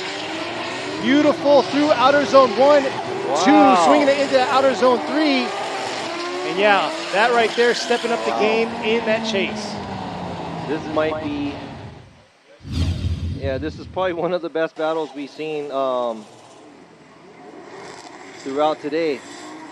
ちょっとね追走らしい追走になってきましたが、箕輪選手もちろん先行でいい走りをしているんですが、後追いでの、中村選手かなり、接近した場所にいます。そして、先行の車の、もちろんね、同じライン同じ角度をなんとかトレースしていきながら、もう1写真ぐらいしか離れない、この接近がちょっと今回は目立ったんじゃないかなと思いますが。We'll see who's going to be moving on, filling that first final 4 slots. And here we are, Nishida is going to be going left. You got Adriana going left, and Imamura is going to be going left with them. So Mikey Nakamura is going to get the win and fill that first slot into the final 4. さあベスト4進出、マイキー中村選手おめでとうございます。そして残念ながらグレート8で敗退してしまいました箕輪正代選手ですが、今回グレート8まで勝ち進んでいきましたが、ベスト4までは、足が駒を進めることができなかったです。残念です。さあ続いての、バトルです。次に、グレート8ベスト8に駒を進めるのはどっちのドライバーか。先行は大友龍一選手、そして後追いは現在フォーミュラードリフト FDJ2 の、シリーズランキングトップを走る與座ハリー選手か。ここでね、ランキング2位、3位、4位のドライバーは大友選手に頑張ってもらいたいと思っていると思います。Pretty sure everybody that's second, third, fourth in the series is rooting for Otomo to stop Harry. And Otomo's breaking that car in, getting a feel for it now. Look at that nice lead. Yoza closing that proximity here through the transition into the outer zone. Oh, but real deep through that outer zone 3, unfortunately. And Otomo doing his thing in the lead right there. なんと與座選手、アウトゾーン2から3にかけての振り返しでタイヤ3本明らかなミスをしてしまいました。Looks like a huge error caused by Yoza going way off on the outside zone 3. That's 3 tires off. Otomo coming a little short at outside zone 2. A little twitchy at outside zone 3. Not going to be the cleanest lead run by him. But Yoza going way off course at outside zone 3. That's going to hurt him. Yeah, Yoza might be in a disadvantage this time, but hey, we've seen everything change whenever they change their roles here, so Yoza's got to step it up in the lead. そうなんです。今までを見ていきますと、ここで與座選手後ろで大きなミスをしてしまいましたが、そのまま進んでいくことがなかったです。お互い、また違うミスを、後追いのポジションでしたりとか入れ替えてなるので、このドリフトのバトルが最後までどうなるかちょっとわからないです。Very hard to tell what's going to happen. Because anything could happen after they switch places. So, yeah, that's huge because we saw it last time. So Otomo's already gone through one more time battle, and he made a huge mistake. He had the upper hand in the lead, and then he went in the chase and made, that one mistake that ruined it for him, which put him into that one more time battle. So we'll see what he's going to do in the chase this time.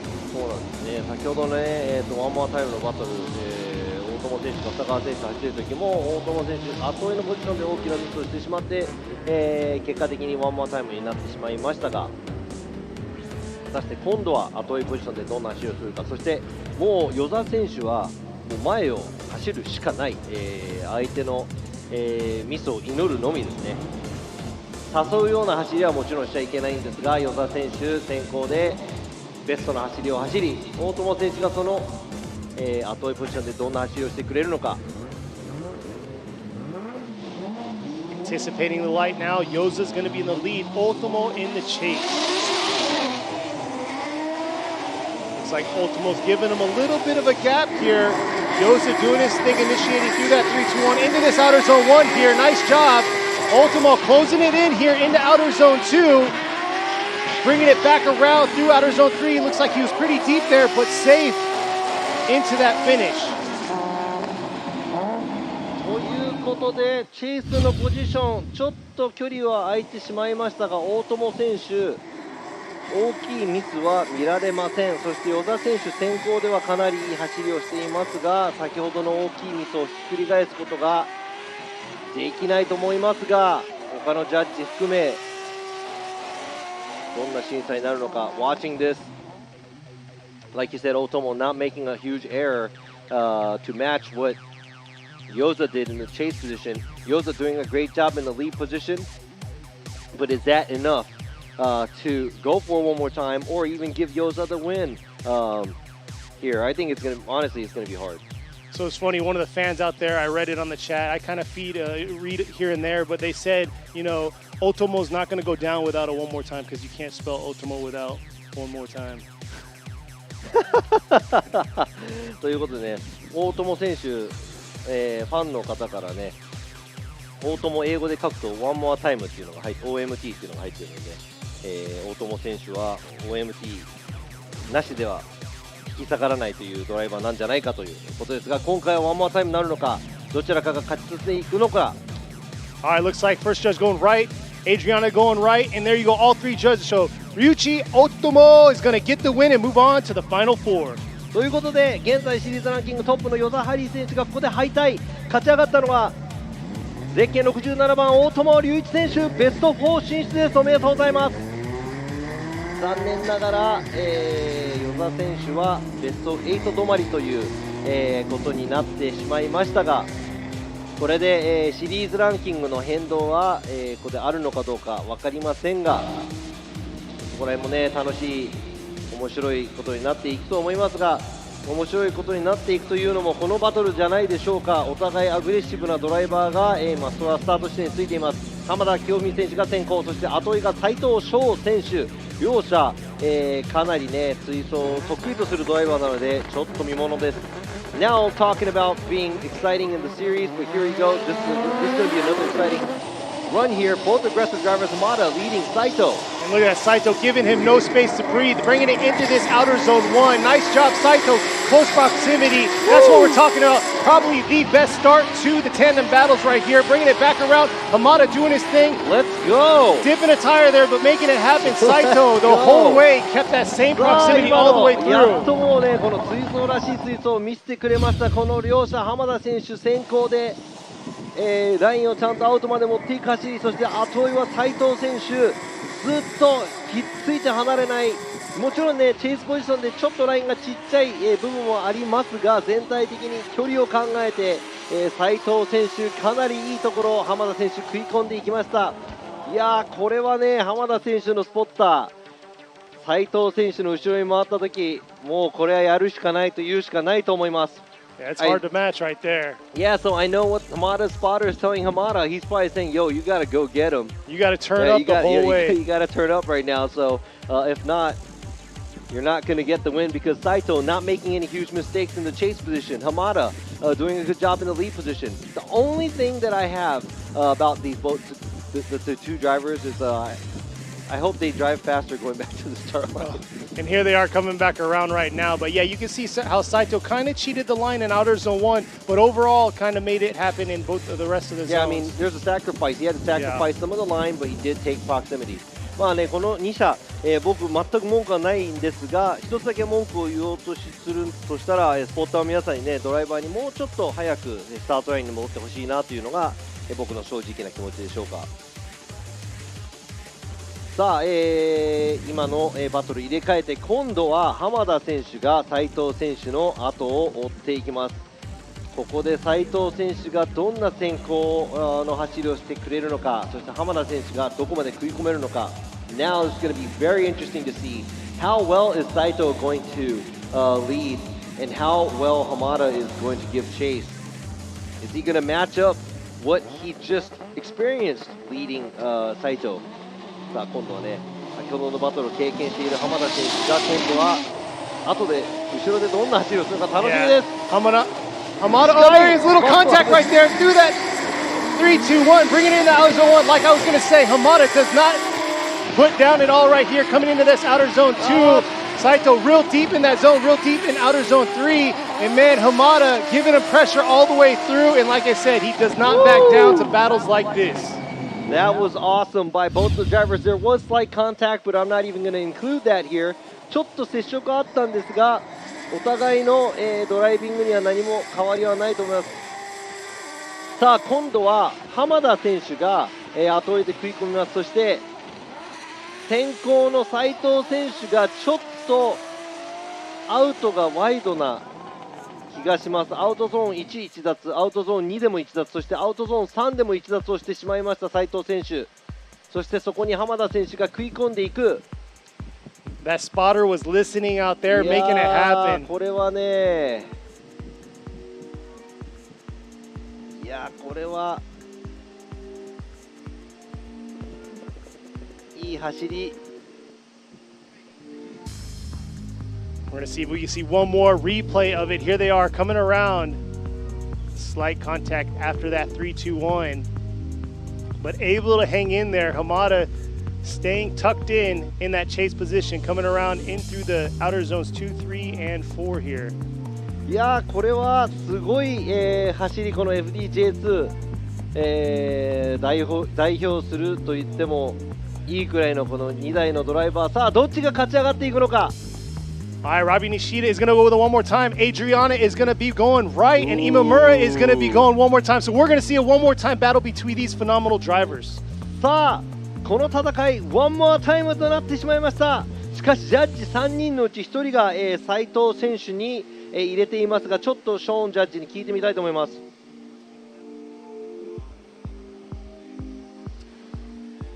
Robbie right now is asking Sean what his thoughts were on his decision. Here he is. ということで、斉藤選手に入れた理由としては、先行がお互い差し引き同じぐらい、そして後追いの部分では斉藤選手のがちょっと勝っていたんじゃないかという、感じがしましたが、僕と、今村ジャッジは、ワンモアタイムに値するんではないかということで、ワンモアタイムということで We're going to see it one more time. There's a couple of areas where Adriano thought, Saito did a little bit of a better job in the chase position, but it was good enough for one more time. So we'll see it one more time. Let's go ahead and go to the next battle of the Grade 8. さあ、続いてのバトルもう始まってしまいました。あと、これはパイロンタッチかフライングか。パイロンタッチみたいです。先行が、邪魔剣選手、そして後追いが龍馬選手です。During the break, you got to see how the whole fault system works and the pylon touches and all that. They have flag bearers out there, and then they also have the flashing light to tell them, hey, something happened, whether it was a jump of the light or the cones. ということで、コーンを当てたとかフライングをしたっていうね、ライトが、アウトゾーン1行く前にイニシエーション行く、先ぐらいですね、ドライバーの目線からは、LED のライトが光るようになっているので、そこでドライバーは1回 U ターンしてスタート地点に戻っていきます。There's a light, LED light, past the initiation area where, it's easy for the drivers to see. So that, triggers the light triggers them to go back to start. So let's go ahead. That's a clean start. さあ、クリーンのスタート。Here we are, Jamaken, very experienced driver here going against Ryuma. Ryuma got second overall at Ebisu. Here he is bringing it back around. He needs to close this proximity, missing it in outer zone 1, bringing it back around through the outer zone 2 and 3, but not able to close the proximity throughout the track. So that might affect him because Jamaken's a very aggressive driver that likes to attack. そうなんですね。先行走る邪魔剣選手、かなりのベテランなのでね、ベテランらしい先行の走り、アウトゾーンきっちり、取っていきました。ちょっと、アウトゾーン1はみ出したり、していますが、全体的に、単走でもね、なかなか得点が伸びるんではないかという、投稿をしています。その、反面、後追いの龍馬選手なんですが、さっきの追走とは打って変わってちょっと遅れを取ってしまいまして、あまり先行の車両に近づけない感じがします。Looks like Ryuma not being able to close that proximity between these two vehicles. Jamakin, as a veteran driver, does a very good job leading, and it's it's textbook lead. It probably would have been a pretty good qualify run from him too. But Ryuma, it's obvious that he couldn't catch up. He couldn't get any closer to the lead vehicle, just like he did at his old battle that he just had. Exactly. He needs to step it up. Like I said before, he got second over at Ala Ebisu, so this is vital for him in the points race to move on to the final four. I like the way they turned around and made the turnaround really fast. Jamakin and give it up to Jamakin and Ryuma. There you go, trying to for keeping the pace of this. そうです。ジャマケン選手とね、リューマ選手ね、この U ターン入ってきて結構スピーディーに戻ってきたので、皆さん拍手をお願いします。All right, here we are, the second part of the battle this time. Ryuma's going to be in the lead while Jamaken is going to be in the chase. ということで今度はリューマ選手が先行、そしてジャマケン選手が後追いです。Now Ryuma leading and Jamaken. Oh, what happened? Looks like they weren't catching. Looks like Jamaken's not attacking like he usually does, but he's bringing it in right here through the outer zone 2. Oh! It sounds like he's having some issues with his vehicle through that outer zone 2 to outer zone 3, but we're going to have to check out that replay and see what happened. Definitely got lost in that smoke trail from 2 to 3. ストレートで何か起きたのか、ちょっと何か僕らにはわからない。ちょっともうジャマケン選手アウトゾーンにもうほぼ両方で3奪なんですが、ストレートで何か起こったのか。Yeah, it looks like Jamakin went a little off-road in there through outer zone 2, possibly dipping 3 tires. Let's see the bird's eye view by the drone team. Jamakin not able to close the proximity till now, but then loses the proximity once again. Very inconsistent in that chase position.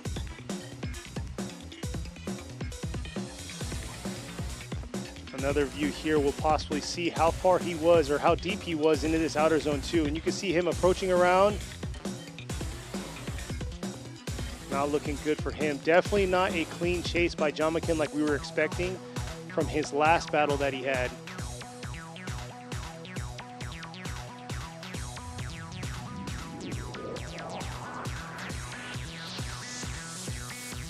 And here they are bringing it back around. Yeah, he was real deep in that outer zone 2 and 3.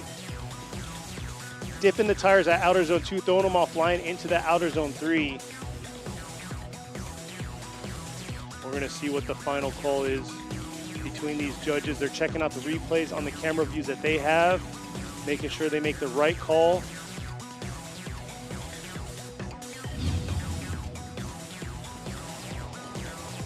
There's another view. Looks like he had a little bit of wavering there through that 3-2-1 Jamakin did in the chase.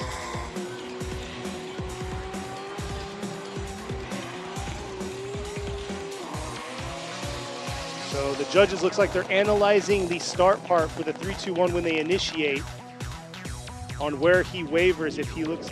現在ですね、ちょっとリプレイを確認しているんですが、もう走行的には、もちろん、ジャマケン選手、アウトゾーン全部出てしまったので良くないんですが、そのもっともっと前の部分ですね、肉眼で見ると、ストレートで、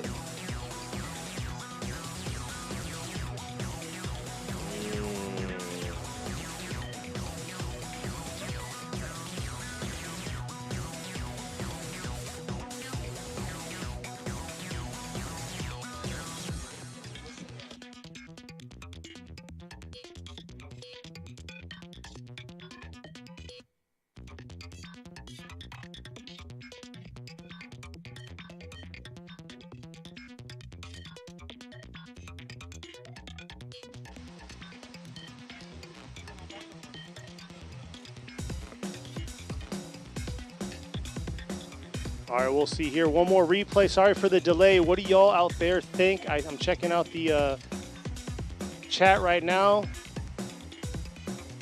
A lot of y'all are saying Ryuma. Or is it going to be Jamaken in the S15? The SR versus the 2J. It looks like we're going to get the final call here. All right, Nishida, let's see where he's going. He's going to go with a one more time. Adriana is going to go left to Jamaken, and Imamura is going to go with a one more time. So there you are. We're going to see a one more time battle between these two drivers. さあちょっと審議の結果なんですが、今の、戦いワンモアタイムとなってしまいました。ちょっと説明させていただきたいと思います。まず先行の、1本目の走りは別に何もなかったんですが、2本目の走りで、リューマ選手ストレートでちょっとシフトミスなのか何かが起こってストレート先行の車両を後追いの車両が、ペースをつかめないようになった走行してしまったように見えました。そしてそのせいで後追いの車がちょっともう追いつこうと、なんとか走ったんですが、本当だったら、エイドリアノ選手は、ジャマケン選手に入れたんですが、本当だったら先行の車両が後追いができないような何かをした場合、unchaseable lead って言って、ちゃんと後追いができるような先行の走りをしなかったということで、そこで失格になってしまうので、エイドリアーノ選手は、そこで、なんだっけな、ジャマケン選手に入れたんですが、自分と今村ジャッジはそこまでの、ミスを後ろが走れないぐらいの走りをしたわけではないんですが、前でのやっぱりそのちょっとした変化によって後ろの車がちょっと大きなミスを誘ってしまうという感じの走りをしてしまったので、ちょっとジャマケン選手のミスをちょっと先行の車に、のせいにしてしまいましたということで、もうワンモアタイムに、僕と今村ジャッジはしていきましたので、2対1ということでワンモアタイムになります。So on the straightaway, it was obvious by eye, but it was really hard to catch on the screen. We watched many replays, and it looked like something happened to the lead car on the straightaway. I don't know if he misshifted or let off or burned the tire a little bit more, where he kind of threw off the pace of the chase car. And Sean went with Jamaken because he took that as an incomplete, as an unchaseable lead. And I agree with that. But at the same time, I didn't think that it was, me and Imamura didn't think that it was unchaseable, but at the same time, it did throw off the chase car. And that's probably what happened, where Jamaken had to play catch up and he went all over the place. And I'm not sure. That's what it looked like in our eyes. And, you know, what the fact is, I have no idea, because all we can do is look at what we saw with our eyes and watch the replays. So sorry if you guys have a different opinion on this, you know, but we're going to go one more time. Well, no, yeah, like you were saying, the explanation was good, because that was hard to see from the start, how he threw off, possibly had a misshift, something going on. Because when I looked up and I saw them go, I thought the lead car broke for a minute. And I was like, oh, wow, why is he... It was really funky, the way he led up to the initiation. 肉眼で見てる時もですね、このストレートを走ってくる時に、あれ、リューマ選手車が壊れちゃったのかなって一瞬思うくらい変化があったので、そこはね、僕らの判断に、委ねるということで、事実がどうであれ、僕らの目にはそういう風に映ってしまったので、ちょっとね、この結果にね、ちょっと不満だなって思う人も多分いると思いますが、個々それぞれね、考え方も違うので、僕らはルールにのっとって、なんとか、ジャッジをしていこうと思っているので、皆さん、ワンモアタイムもう一度お付き合いお願いしたいと思います。So yeah, it looks like the right side of the bracket is our, the judges' tough side over there, because we got two one more time battles to find out who's going to be moving on to the final four. Right now, the left side of the bracket is already completed. We have Mikey Nakamura. He's going to be going against Ryuichi Otomo in that first battle to see who's going to be in the finals. But right now, you can see just leaving the burnout box right now, heading to the start line, Kiyofumi Hamada, and there you go, Sho Saito right behind him, ready to battle it out for their one more time battle. Very aggressive. This is probably some of the best tandem battle we've seen this weekend. Close contact, everything going on in their head-to-head.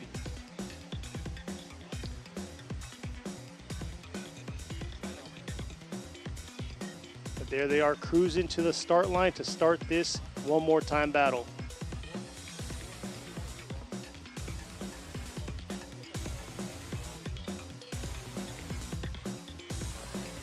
Sa 先ほどのバトル、こういうワンモアタイムはもう何度見てもいいですよね。I mean, I wouldn't mind watching one more times like this because it was pretty It was bad. intense. Yeah, that was pretty bad. Bad, like, you know, like the cool bad, The not the good bad bad. Yeah, Okay. the good bad. The Yeah, good the good bad. bad. And I want to say the other word, but I didn't know if I'm allowed to say that. That starts with the A, but no, it's pretty bad. If it wasn't live, Good. we could bleep you out, but Yeah. or just say it at the same time as me. I'll do the Hey, bleep and you do the cuss word. I'm really hanging in there. You're doing a good job. You're doing a good job. ということでね、このワンモア、お互いすごい走りだったんで、もう一度、決着をちゃんとつけてもらいましょう。 And look at that, Saito Woo! early on trying to kiss the rear of his right there, Whoa! bringing it back around to the outer zone one. Nice job there. Saito hanging in the chase while Hamada's filling the zones, bringing it back around into this outer zone three, tipping two tires. But look at that, Saito mimicking exactly what Hamada's doing all the way through this track. いやー、これは両者いい、先行もいい、後追いもいい、もちろんね、浜田選手、ちょっとね、アウトゾーン3でタイヤが出てしまったんですが、この距離感、斉藤選手、結構ずっと詰めて、さっきよりもっと詰めてるんではないかと思います。そしてさっきより良くなっているのは浜田選手の先行ですね。先ほどよりちゃんとアウトに、きっちり寄せていまして、ちょっとね、離脱してしまいましたが、これはすごく。I just witnessed something great here in FDJ2 because both of those battles were good. Saito looked like he is pushing more in the chase position, and Hamada looks like he's doing a better job in the lead position than his earlier run. So I would have to say this is a higher level of a battle than what we just saw.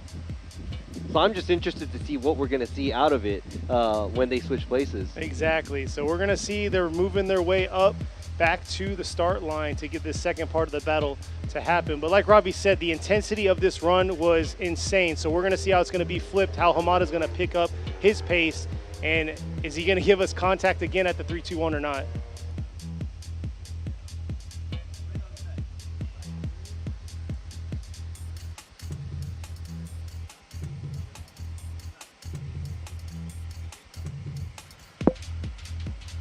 さあ、スタート地点に帰ってきましたこの2台、先ほどの接触でちょっとテーピングが目立つ浜田選手のスカイライン、そして先行を走るのが斉藤選手の JZX90 マーク2です。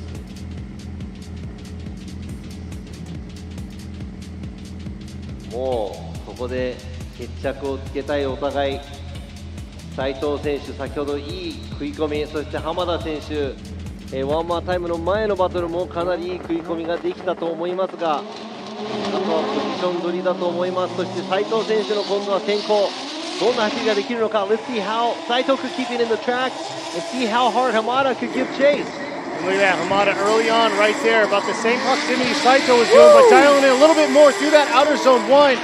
Coming around to this outer zone 2, Saito doing a good job filling that zone, bringing it back. Oh, Hamada coming off right there. Looks like 3 tires in that outer zone 3. Early on that transition from 2 to 3. I wanted to see another one more time. Maybe it's possible. ワンモアがまた見たかった。ワンモアもう一回ワンモアでもいいかなと思います。斉藤選手先ほど打って変わってコース内に車を収めていきます。そして浜田選手先ほどよりもっとすごい追尾、しかしこの振り返しのポジション、斉藤選手逸脱してしまいましたが、浜田選手その後ろで、いやーちょっとワイドにもうちょっと2で引いて振り返していられれば、もうちょっと深いところで振り返せたらなと思います。さあこちらドローンの映像です。Let's go ahead and check out the drone. If Hamada was able to do a transition in a different position where he went a little bit more deeper, or maybe even a little quicker, I would say. Man, that was a really good battle by these two drivers. このね2名のドライバー、白熱したバトルを皆様にお見せしていますが、Yeah,これはすごい。If Hamada was deeper in outer zone 2, it would have set Yep. him on a better line to be right there. But ちょ unfortunately, っと後追いのポジションで浜田選手アウトゾーンにもうちょっとアウトに寄れたら全然話が変わったかもしれない。All right, Nishida's going right. Adriana is going to be going right. And there you go. Imamura is going right also. So Sho Saito is going to get the win and move on to the final four. ということで、ベスト4進出は白熱したバトルの後、斉藤翔選手、勝ち上がりおめでとうございます。残念ながら浜田選手、ここで敗退となってしまいましたが、もう事実上決勝戦ではないかというぐらいエキサイティングな走りをこのお互いドライバーしていきましたので、浜田選手も堂々と、帰っていってもらいたいと思うんです。ここでねベスト8で負けてしまいましたが、素晴らしい走り、今日一番の追走だったんではないかと思います。さあ先ほどねワンモアになってしまった、もう一組のバトルなんですが、現在ベスト4進出者マイキー中村選手、その対戦相手は大友隆一選手、斉藤翔選手、その対戦相手が邪魔健選手か龍馬選手か。でもこれを見ていきますと、マイキー中村選手は予選1位通過ということで、もうすでに表彰台は確定ということで、ちょっと肩の荷は降りてるんではないかと思いますが、もちろん多分マイキー中村選手は一番上に立ちたい。そして反対、まだ表彰台、立ったことない大友選手ももちろん表彰台に立ちたい。斉藤選手ももちろん表彰台に多分立ちたい。もちろんねみんなねここまで戦いに来ているので表彰台に立ちたいと思いますが、 Looking at Mikey Nakamura, he was number 1 qualifier, so he is going to podium is oh man, solidified, solidified podium for him. I'm pretty sure Otomo never been on the podium. He wants to get on the podium, and on the other side, Saito also wants to be on the podium. So who's going to go against Saito? Now, what we saw right now, and we are watching right now here, we have the motor games going on in between the Formula Drift rounds. We have the FMX riders. They will be showing off their skills, not on the ground drifting like us. They're going to be in the air doing flips and all kinds of craziness out there. So if you are in the area, you should come out and check it out. ね、近くにいる方、モーターゲームスも行われてますので、FMX の方、今さっきね画像に映っていましたが、僕らね陸でドリフト、車横に向けますが、彼らは空中の中、バイクを1回転したり、いろんなすごい技を見せてくれるので、近くにいる方はぜひ見に来てください。さあバーンアウトボックス、お互い車両が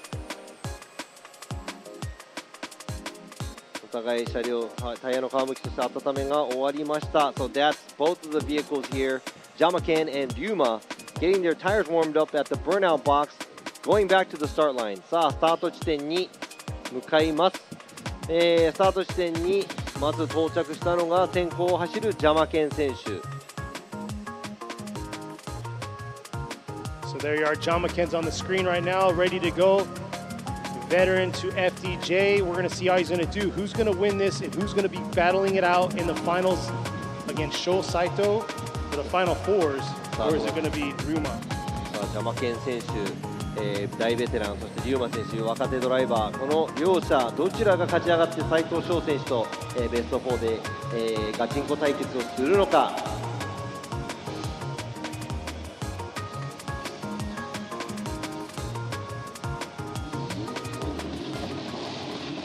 All right, here it is. Battle's about to start. This one more time to lock it in for the final four. さあ、ベスト4進出するのはどちらのドライバーになるのか。 Here we are, 3, 2, 1. Jamaken doing his thing. Here he is filling that outer zone 1. Real deep in that zone.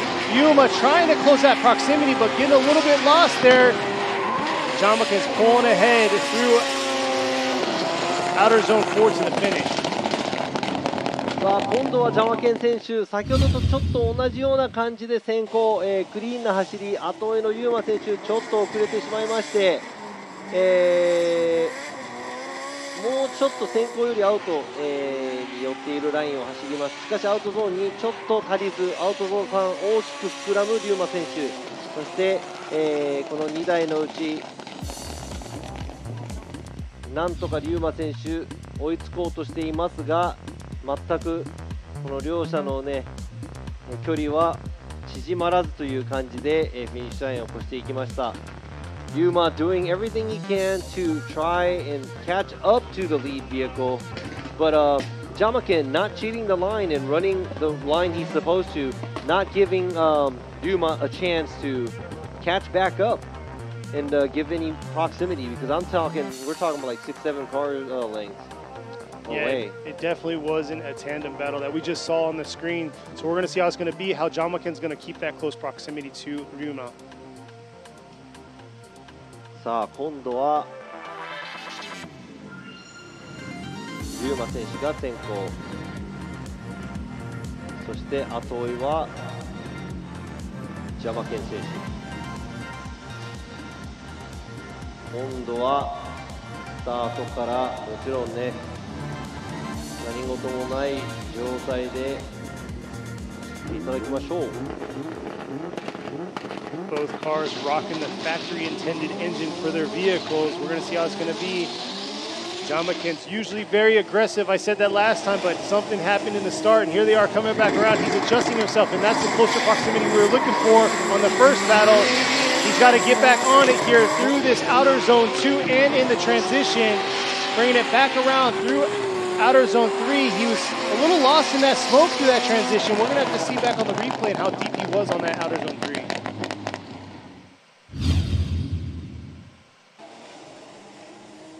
さあ、ワンモアタイムの末、走っていますが、これは先行、Ryuma選手、アウトギリギリ走っています。そしてこちら、アウトゾーン3なんですが、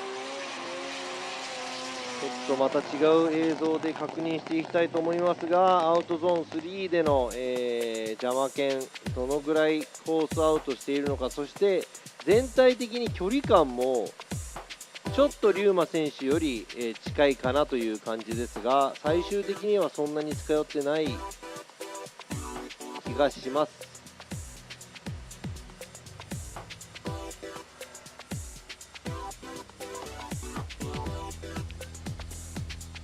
So here we are, the view we're looking for this outer zone 3, and it looks like he was just in.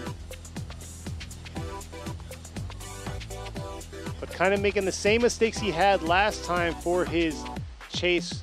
Here they are on their one more time battle, and it's looking pretty much the same for Jamaken in that chase position. Not the cleanest we've seen him do, but this is it to fill the last spot to the final fours for round 3 of the 2023 Formula Drift Japan FDJ2 series here at Sportsland Sugo.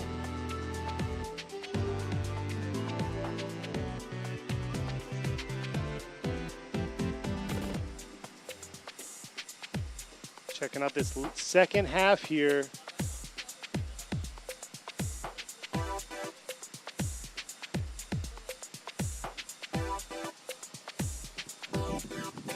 Both drivers with not the cleanest amount of proximity. I think the judges right now are looking at this portion right here. He had a huge hesitation into that outer zone 3, and then he was real deep in that chase position for outer zone 3. So we'll see what the final call is going to be. Is it going to be Jamaken or is it going to be Ryuma? Who will be moving on to go against Sho Saito in the final 4?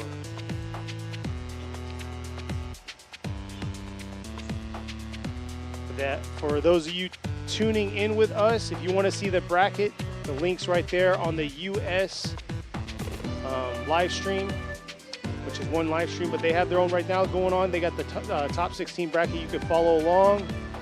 And then keep in mind, later on this afternoon, we're going to have qualify of the FDJ Pro Series. So you'll see those drivers battle it out for the top 32 spots.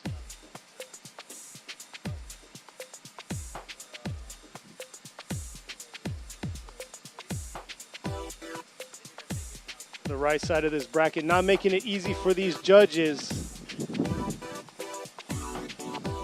Analyzing the last bit of these runs to see who's going to be moving on between these two drivers. We've been blessed with amazing weather so far today. Looks like it's going to carry on through the finals. But who's it going to be? The left side of the bracket's already completed for the final 4. You got Mikey Nakamura. He's going to be going against Ryuichi Otomo. So we're going to see who's going to make it into the finals between them two on the left side of the bracket. But till then, we're still waiting on who's filling that last spot on the right side of the bracket. Shout out to all y'all sticking with us all hours of the night right now, whether, you know, US, Australia, wherever you're at, all around the world. Thank you for tuning in. Shout out to my family in Texas. And oh yeah, happy birthday to my brother-in-law, 44th birthday. So happy birthday, Steven. But yeah, waiting for this final call. What you got, Robbie? Oh boy. いやー、ちょっとね、審査大変ですね。お互いミスがありすぎて、どっちにするかちょっと決めかねない感じになっていますが、今3人のジャッジがどちらかを入れました。先行邪魔犬選手、ちょっといいんですが、後追い先行でも邪魔犬選手タイヤが離脱したりとか、しています。そしてユーマ選手先行アウトゾーン3でもちょっとふらついたりとかしてるんですが、まあ先行がまあ同じぐらい、になっているような気がします。It looks like both of the leads are very similar. They both share mistakes. And in the chase position, there was a big mistake, but it wasn't an incomplete for Jamaken, but also no proximity for Yuma and him dipping tires as well. There's just, yeah, Jamaken 選手ね、後追いでアウトゾーン3、3奪は取られてないんですが、お互いのミスが多い後追いでした。All right, looks like we got a result. Nishita's going to go with one more time. Adriana, one more time. So we're going to see another one more time battle between these two drivers. Hopefully the spotters are checking out what's going on, get the fix, and I want to see a close proximity final battle to move on to the final four. ということで、今の戦いワンモアタイムです。もう一度走っていただきましょう。なんとかこのお互いもうちょっと近く寄るか、もうちょっとミスを減らすか、何かをしないともうなかなかもう決まらないようなもうバトルになってしまいますが、まあこちら今ね涼しいので良かったんですけどね。I'm kind of glad that it's kind of cool. It's not super hot and humid. ね、日本といえばね暑い夏、そして、なんだっけ湿気がすごいんですが、Exactly. So we're 4.5 hours north from where we both live, and it's miserably humid and hot there. Yes, so being up here in the mountains, what we say, we're at what 900 feet right now from sea level. そうなんです。900フィートぐらいの、まあ標高の場所にこのスゴーのサーキットがあるんですが、僕らね、東京の方郊外に住んでいるので、ちょっと東京は、湿気がすごい暑い。で、ここスゴーは先ほどね日が出てる時はちょっと暑かったんですが、今ねすごく、涼しい。皆さんもね十分、水分補給を行って、ね、あんまり汗かかなくても水分補給ちゃんとしないと熱中症とかね、熱中症対策とかなんとかしていただきたいなと思います。And you can see Everybody, right, you know, make sure you're getting enough fluids, drink some water, stay out of the sun as much as possible so you're not getting dehydrated. Exactly. So since we have some time waiting for them to start their one more time battle, you saw the crowds that are, or the people that are out here, go check out the booths. If you're in the area and you can hear me, check out the booths, but at the same time, where's everybody tuning in from? Because we got time to look at the chat. ということで、I don't even remember what you were saying now. ちょっと今訳そうとしたんですけど話が長いので訳せなかったんで、次はですね、英会話レッスン、ケニーの英会話レッスンちょっと皆さんにご覧いただきたいと思います。Go ahead everybody, check out Kenny's English lesson. 突然ですが、ケニー・ハリスのワンポイントドリフト英会話講座です。我らがケニー・ハリス君に、ちょっと、ワンポイント英会話レッスンというか。Is the first zone. It's called Outer Zone 1. Outer Zone 1。アウターゾーン1です。さあ、こちらですね、英語で書くとこんな感じなんですが。Say one more time. Outer Zone 1. Outer Zone 1。Outer Zone 1。Here comes a car entering into outer zone 1. そして Initiation. ということでアウターゾーン1にじゃあ入る前のこのイニシエーションですね。Go ahead and say that in a In the sentence. sentence, coming up into the 3-2-1 cone. Here they are coming in, initiating into outer zone 1. でイニシエイリン、イニシエーションのことなんですが、イニシエーションというのはその振り出し、という意味を、ドリフト用語では表しているので、アウターゾーン1、そしてそのイニシエーション、振り出しからアウターゾーン1に行く、動作をじゃあもう一回ケニーに言ってもらいたいと思います。Alright, one more time from initiation to outer zone 1. All right, here they are coming into 3-2-1 cone, initiating into outer zone 1. という感じで321のコーン来ました。イニシエーションをしながらアウターゾーン1に向かっていますという、感じでドリフト FD 見ながら英語の勉強になると思いますので、楽しんでみてください。Thank you, Kenny. ありがとう。ケニーとラビーの英会話レッスンということですね。ここスゴーラウンドにやってきましたが、この人一体誰と思っている方もいらっしゃると思いますが、彼はフォーミュラドリフト USA のジャッジ3人のうちの1人、クリス・ユールさん、アメリカから今回のラウンド来ました。彼ね、すごくシャイなんですよ。ということで So last time, round 2, we learned the word outer zone. This time we're learning proximity. proximity、英語のライブストリームもよく使いますが、proximity という言葉、実はその近さとか接近しているその感覚とかっていうのを大まかに意味しているということで、proximity、ドリフトならではの言葉なのかなと僕は思います。 Fine tune his tandem right here and close that proximity. Looks like he's given a little bit too much, but and by keeping that close proximity to Salmon all the way through, Horiyuchi's going to close that proximity on him right here, dialing in the self. ライブストリームで聞いてる時にちょっとあれかなっていうだんだん分かっていくと面白いかなと思いますので、この先もこのコーナーが続く限り、いろんな言葉を皆さんにお教えしたいと思います。ということでケニーとラビー、そして今回はクリスの英会話ワンポイントレッスンでした。 Thank you。すっかりおなじみとなったこのコーナー、ケニーちゃん、ラビーちゃん、 Here we go! Welcome everyone to Kenny and Robbie's Trackside English Session. ようこそ皆さん、ケニーとラビーの、サーキットコース、英語レッスン。ちょっとシリーズ化してきたんでちょっと楽しいんですが、I think it's becoming a series. So I'm kind of Yes. interested. We're just trying to help y'all out there that are viewing on the English channel understand a little bit of what we're talking about on our side. 今日はですね、また用語、言葉をちょっと教えようかなと思っているので、こちら。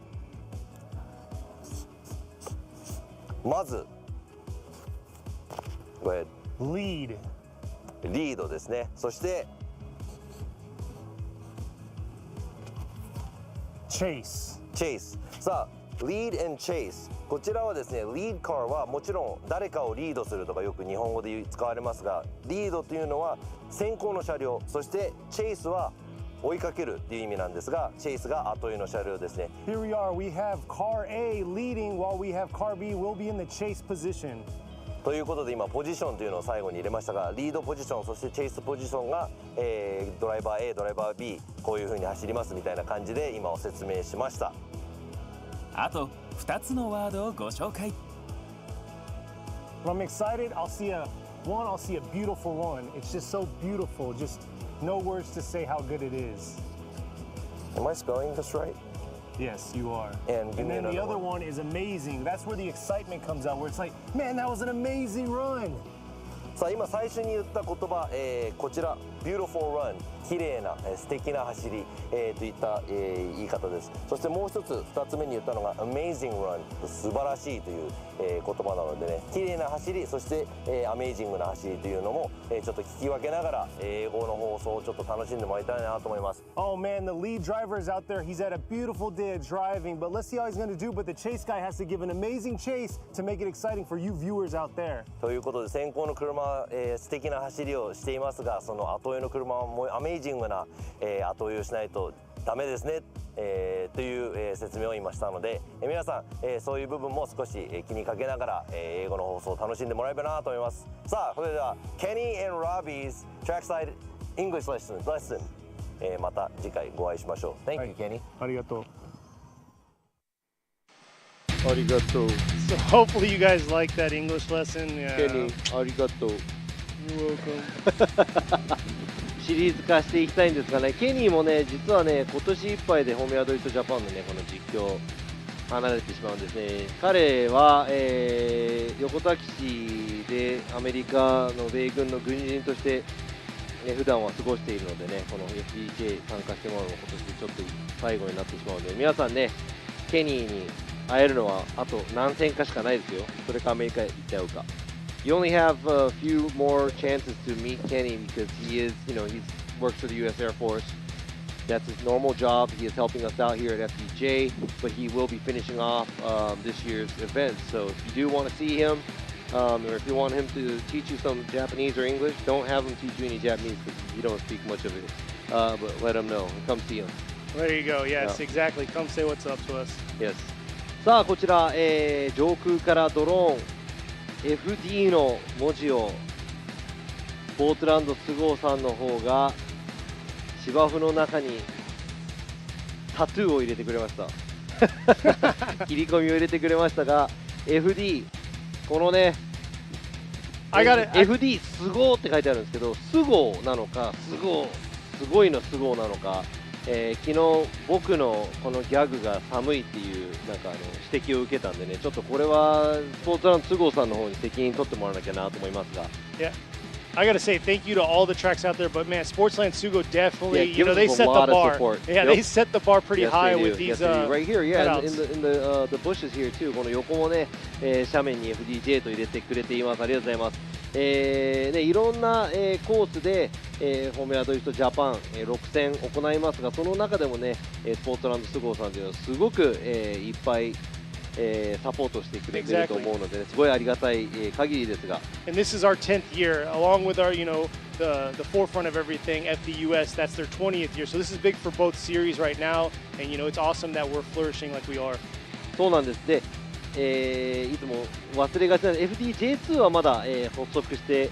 数年しか経っていないんですが、フォーミュラドリフトジャパンのシリーズはですね、今年で10年目という、ことになります。アメリカのフォーミュラドリフト USA は、20年目、ということでね、すごくいい年、20年間、サポートしていただいている人たちもいます。そして今回、FDJ、今回、スゴーでね、この後午後予選がありますが、FDJ も10年間という、節目なのでね、気を引き締めながら、皆さんとこのドリフトのスポーツを楽しんでいきたいなと思います。I would love for this sport to grow because this is all I know. This is really all I know. I mean, I didn't come from racing. I didn't come from money. I just drifted and brought me so far that, this sport is it means a lot to me. So I would do anything to help out the sport. Exactly. Your IQ is pretty high here for drifting, but everything else, No, but you know what? Honestly, the judges don't, or the drivers and the teams don't like the way I judge, and I honestly think anybody could be a judge and you're wrong. So I know I'm wrong and I always think I'm wrong, but I'm going to judge the way I judge. So. ジャッジはね、いつもね、アメリカの方でもやってますが、ジャッジはいつも間違ってると。でもね、僕らはこのポジションにいるので頑張ってジャッジをしていきますが、さあ、ワンモアタイム2つ目、のワンモアタイムですね。こちら、今度こそ決着つけてもらいたいと思います。先行、ジャマケン選手、あとはリューマ選手。Let's see somebody move on here. ジャマケン leading リューマ。Second, one more time battle between these two. Looks like Ryuma's trying to keep that closer proximity. He's been lacking that the last two runs. There they are, bringing it into this outer zone too. He's got to close it. Looks like John McKen's once again doing his thing, filling the zones and running away. Not the tandem battle we want to see, especially having this as the second one more time battle between as a the two. lead, John McKen did a good job. Exactly, he did what he's supposed to do. Ryuma not filling in the, chiming in on the proximity is not good. Also being on a shallower line at outside zone 1. こちら先行、ジャマケン選手、アウトギリギリまで、タイヤを出さずに、綺麗な走りをして、先行終了。後へのリューマ選手、先ほどと同様ですね、あまり前についていけない状態、そして今回はアウトゾーン1も、ラインがちゃんとトレースできていない状態です。さあこれで先ほどと、その前の走りですねがこんな感じなんですが、今度は後追いにジャマケン選手が行ってリューマ選手が前になった時がもう一番のちょっと問題というか、まあ、ワンモアタイムになってしまう要因があるんではないかなと思います。And I'm not going to say it's the cause of doing it. You know, the first run is always okay on these two cars, but it's always when Jamaken's in the chase and Ryuma's in the lead, and that kind of triggers something to make it go one more time. So come on now, we have to see a clean run here by both the drivers, and let's see who's going to move on to go against Saito. Yeah. At the top four. Exactly. The biggest struggle has been in the chase position for both these drivers. So we're going to see how it's going to go. Like I said, Ryuma got second overall at Ebisu, which was the last run that we had. And, you know, we need to see something out of him here in the lead because his chase was lacking for proximity. But Jamaken, usually an aggressive driver, looks like he's being a lot more aggressive from the start here into the 3-2-1. Coming in this outer zone 1. Now that's what I'm talking about right here. Coming into this outer zone 2 now. Posing better proximity to him into this outer zone 3. Oh, but real deep once again. That's been the mistake over and over and over with Jamaken in outer zone 3. And it looks like he dipped 3 tires.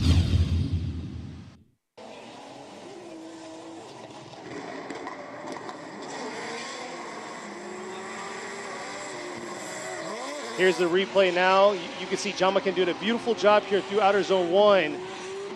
Yeah, that's an obvious 2 tires off. 今のはもうアウトゾーン3で3脱ですね。いやー、リュウマ選手先行では大きなミスは、していません。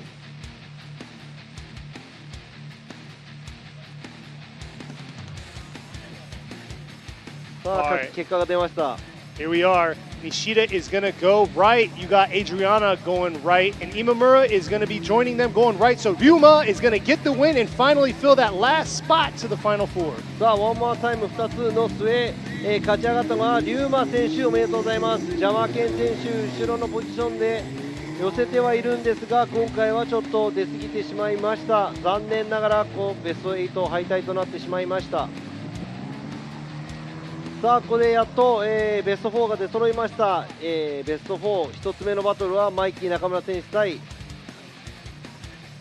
大友龍一選手。お子さんもドリフト見に来てますよ。そして、続いてのバトル、斉藤翔選手対龍馬選手という、カードとなっています。今ね、ウォームアップをしているのがこの2台。マイキー中村選手と大友選手、そして先ほども言った通り、この予選の順位、そしてこのベスト4まで1位で勝ち上がってきているマイキー中村選手は、もうこの時点で表彰台確定ということになっています。Now, just like I explained earlier, Mikey Nakamura is guaranteed a podium since he is qualified first out of the 4 cars because of their qualifying position is where they're going to be put in the 3rd place position. So the least he's going to get is the 3rd, but if he wins this battle, moves on, he could either get a 2nd or 1st. Obviously, he's going to want to be on top of the podium. Exactly, and he's been pretty consistent overall in his runs. We'll have to see here, but Ultimo, on the other hand, he's been making a mistake in that chase position.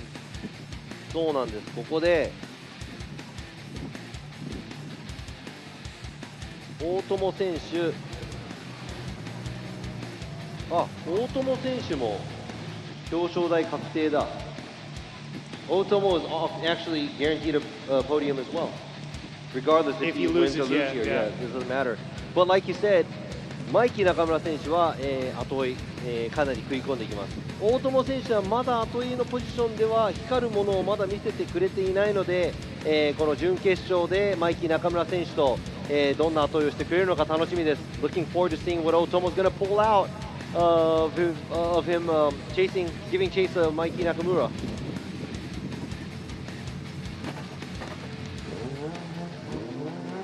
Looks like they're ready to go. Here we are. Mikey is in the lead. Ultimo is going to be in the chase. Battling out our first battle of the final 4 here, coming around. Mikey approaching that outer zone 1, filling that zone beautifully. It looks like Ultimo's doing a really good job in that chase position, bringing it back around through outer zone 2, then into this outer zone 3, but looks like he's holding a little bit back in that chase while Mikey's doing his thing into the finish. 多分ね、大友選手、今までの追走の中でも多分一番いい追走だったと思いますが、それでもちょっと、マイキー中村選手から離れてしまいました。I mean, I think Otomo did a great job in his chase position out of all of the other battles that we've seen, but he is still a little short on proximity and a little short on line right there at outside zone 2 area as well. But he doesn't get smoked out, and he is on the trail where he's supposed to be at. Good job by the chase driver. Now looking at Nakamura's lead position, he does a good job of filling the zones, and he's doing what a lead driver is supposed to do. So looking forward to seeing what's going to happen when they switch places. 反対に先行走るマイキー中村選手、アウトゾーンすべて、トレースしていきまして、先行としてはいい、走りだったんではないかと思います。後追いの大友選手、もうちょっと距離詰められればなという、ところですが、大友選手、ちょっとアウトゾーン1もね、小さいライン、アウトゾーン2もちょっと小さいライン、でもそれまでこのお互いの車速が違うのか、それかやはりそのアウトゾーン1に向かう進入からの間合いがすごく大切な、ところだと思いますが。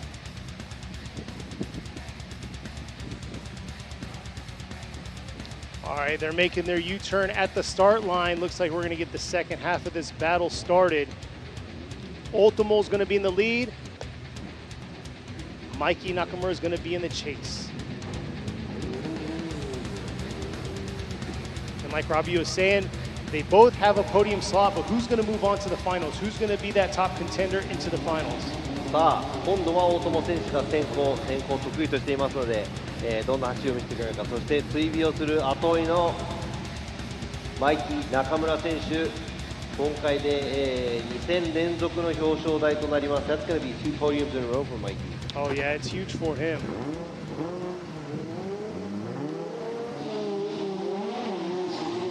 さあ、スタートです。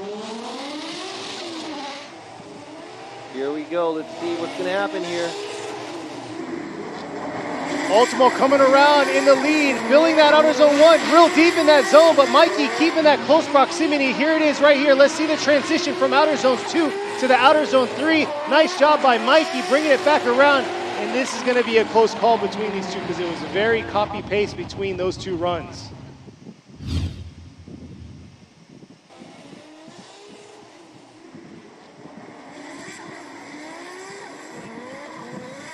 Dipping a tire right there by Ultimo in outer zone 1. Right on the edge, inside edge of that outer zones 2 and 3.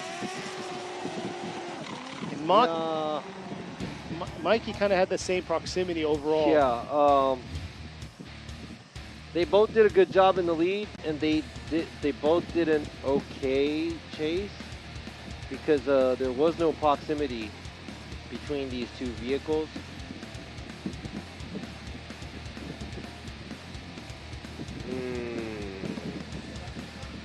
So this is where the judges are going to take a look at the lead, chase to chase, see how they both performed, and make the right call, whether it's going to be a one more time battle or are we going to have somebody actually that's going to be moving on.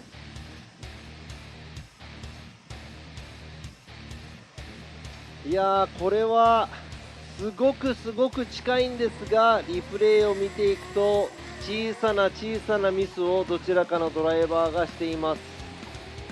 そこで本当小さなミスの、いくつかがあるので勝敗が決まってしまうのか。 And here we are, Nishida going left, Adriana going left. So there you go, all three judges. Mikey Nakamura is going to get the win and move on to the finals. ということでこの戦いの結果、準決勝の戦い、決勝に進出するのはマイキー中村選手、おめでとうございます。そしてここスゴーでの3位表彰台確定したのが大友龍一選手、初の表彰台です。おめでとうございます。今回の要因なんですが、マイキー選手の方がもうちょっと、完璧だったのかなと、アウトゾーン、もクリアできましたし、大友選手は1のアウトで1脱、先行でしてしまいまして、後追いの、ポジションでは大友選手の方がもうちょっとラインが小さい、状態にアウトゾーン1ですね、なってしまったので、マイキー中村選手の方がもうちょっと、全体的に先行でも後追いでも良かった。ちょっとだけですけどね。A very small difference, but Otomo running a shallower line outside zone 1 in the chase position and also running a wider line, dipping a tire at the outside zone 1. Those are small mistakes that he's made. But congratulations to Otomo because this is his first podium here. He's going to be third place. Exactly. Third round, he's failed to make it in the top 16 the last 2 rounds, but here he is in the third round podium. That's huge for him, and it's a huge improvement. そうなんですね。で、大友選手もね、多分今年、FDJ2 初参戦なんですが、3戦目にしてもう、3位表彰台ということでね、前回もその前回も、ベスト16進出できなかったんですが、今回ベスト16進出でき、表彰台に立ったのはすごいことだなと思います。おめでとうございます。Congratulations to Otomo. Well, let's see how far Mikey Nakamura is going to go, and let's see who's going to be going against Mikey Nakamura. Is it going to be Saito Sho, or Sho Saito, or Ryuma? マイキー中村選手と戦えるのはどっちなのか、斉藤翔選手か、それから龍馬選手なのか。It would be a storybook ending for Mikey because he got number 1 qualify and here he is in the finals now. そうなんですね。マイキー中村選手もね、長い道の上でここで、決勝まで勝ち上がってきたので、今回も、he won the Not last round, the round before. Suzuka Twin Circuit, he was on podium. 鈴鹿ツインでは、表彰台に乗ってます。そして前回は表彰台に乗ってないんですが、今回、表彰台に乗る、確定なのでね、1位になるのか2位になるのか、それを妨げるドライバーが斉藤選手なのか龍馬選手なのか、すごく楽しみです。And is he going to be able to make it? Is he going to be first? Is he going to be second? Is it going to be one of these drivers that are going to stop him from being there?さあこのね2023年横浜タイプレゼンツフォーミュラドリフトジャパン FDJ2 ラウンド3なんですが、今セミファイナルの途中なんですが We're in the middle of the semifinals here at the 2023 Yokohama Tire Presents Formula Drift Japan FDJ2 Round 3 here at Sugo. Now look at the Yokohama flags blowing in the air、横浜、タイヤのこの、上りがですねこの風になびいていますが、もちろん FDJ2 は横浜タイヤのアドバンネオバ AD09 のワンメイク、イベントということでみんな、ね、速い遅い重い軽いいろんな車ありますが、パワーがいっぱいある少ない車もいっぱいありますが全てのドライバーがこのアドバンネオバ AD09 を、装着での、戦いとなっています。Looking at the flags, you know this is a spec tire series here for the FDJ2 and the J3 series. For the J2, we do have all the drivers on Yokohama Advan Neova 8009s. So all the drivers heavy, light, a lot of horsepower, less horsepower, big, small, doesn't really matter what kind of car you got. Everybody's got the same tires on it, same grip level. It's all up to the drivability and how you set up the cars. ということでね、この勝利の鍵を握るのはもうタイヤは全てイコールコンディションということで、ドライバーのセッティング能力、ドライバーのその経験値、そして運転の技術、磨いて戦っていただいていますが、ここまで勝ち上がってきたこのマイキー中村選手が決勝戦。Mikey Nakamura awaiting for his opponent to arrive. Which opponent is it going to be? Is it going to be Sho Saito or is it going to be Ryuma? So looking back at today, I think it was kind of a slower start, but we did see some of the exciting battles. 今日のねこの FDJ2 ちょっと、出だしはね、ペース的にはすごい、過激な走りが続くような走りではなかったんですが、ここまで来て、ケリー・ハリスさんどうでしょう？Oh, today, yeah, the build-up. I ain't gonna lie. It's been long pace, a lot of one more times, but we're trying to find out who's gonna be the champ for round 3 and the right champ for round 3. And I've seen some amazing battles, and then I've seen some that's kind of like, hey, pick up the pace type thing. そうなんですね。すごいいいバトルもあれば、もうちょっとペースを上げてもらいたいなというバトルも多々ありましたが、今回ねこの FDJ2 の、チャンピオンに輝けるドライバーにふさわしいドライバーが、誰になるのかっていうのはちょっと見ものなので皆さんもうすぐ分かると思います。Exactly. The biggest thing too is FDJ2 series is a feeder series into the Pro Series, so we want the best of the best to move on and make it competitive in the Pro Series. そうなんです。ここねコース紹介、ドローンの方で、皆さんもねドライバー目線でどんな感じで走っているのかちょっと見ていただきたいと思いますが、イニシエーションを越して左側のアウトゾーン1。ゼブラより向こうに行かないようになんとか走ってアウトゾーンにも、このゼブラが2枚重ねになっている最初のゼブラの内に入り、アウトゾーン3ですねコースアウトしない状態で右側最後にフィニッシュラインのすぐ前にあるアウトゾーン4もクリアして、先行の車両を走っていただきたいと思います。そしてそのままドローンで見える FD の文字刻まれている文字が見えます。この FDJ2 のラウンドですがもちろん、FDJ2 のチャンピオンがフォーミュラドリフトジャパンの、出場権利を得られるということで、もちろん僕らの方でも FDJ でベストの一番 FDJ でも輝いているドライバーたちを、FDJ の舞台に、向かってほしいという願いがあります。さあ、looking at the track once again, going through it. This is what it looks like when you're in the car. Well, technically not a car, it's a drone. But driving down the straightaway, it is pretty long. Then you got the initiation cone, 3, 2, 1 cone to the left side, initiate right here. Boom, the left outside zone. Don't forget, don't go past the rumble strips. Outside of the rumble strips, and now there's 2 rumble strips here stacked up at the outside zone 2. Make sure you're within the first rumble strip. To the right after that, the outside zone 3 and 4. There are no rumble strips, but you have to make sure you stay on the track, and right before the finish line, you got the outside zone 4. Make sure you're finishing wide to the right, and boom, there you go. That's the lead run, and the chase run has to mimic that. And there you go. That's pretty cool. It says Sugo, engraved by Sportsland Sugo.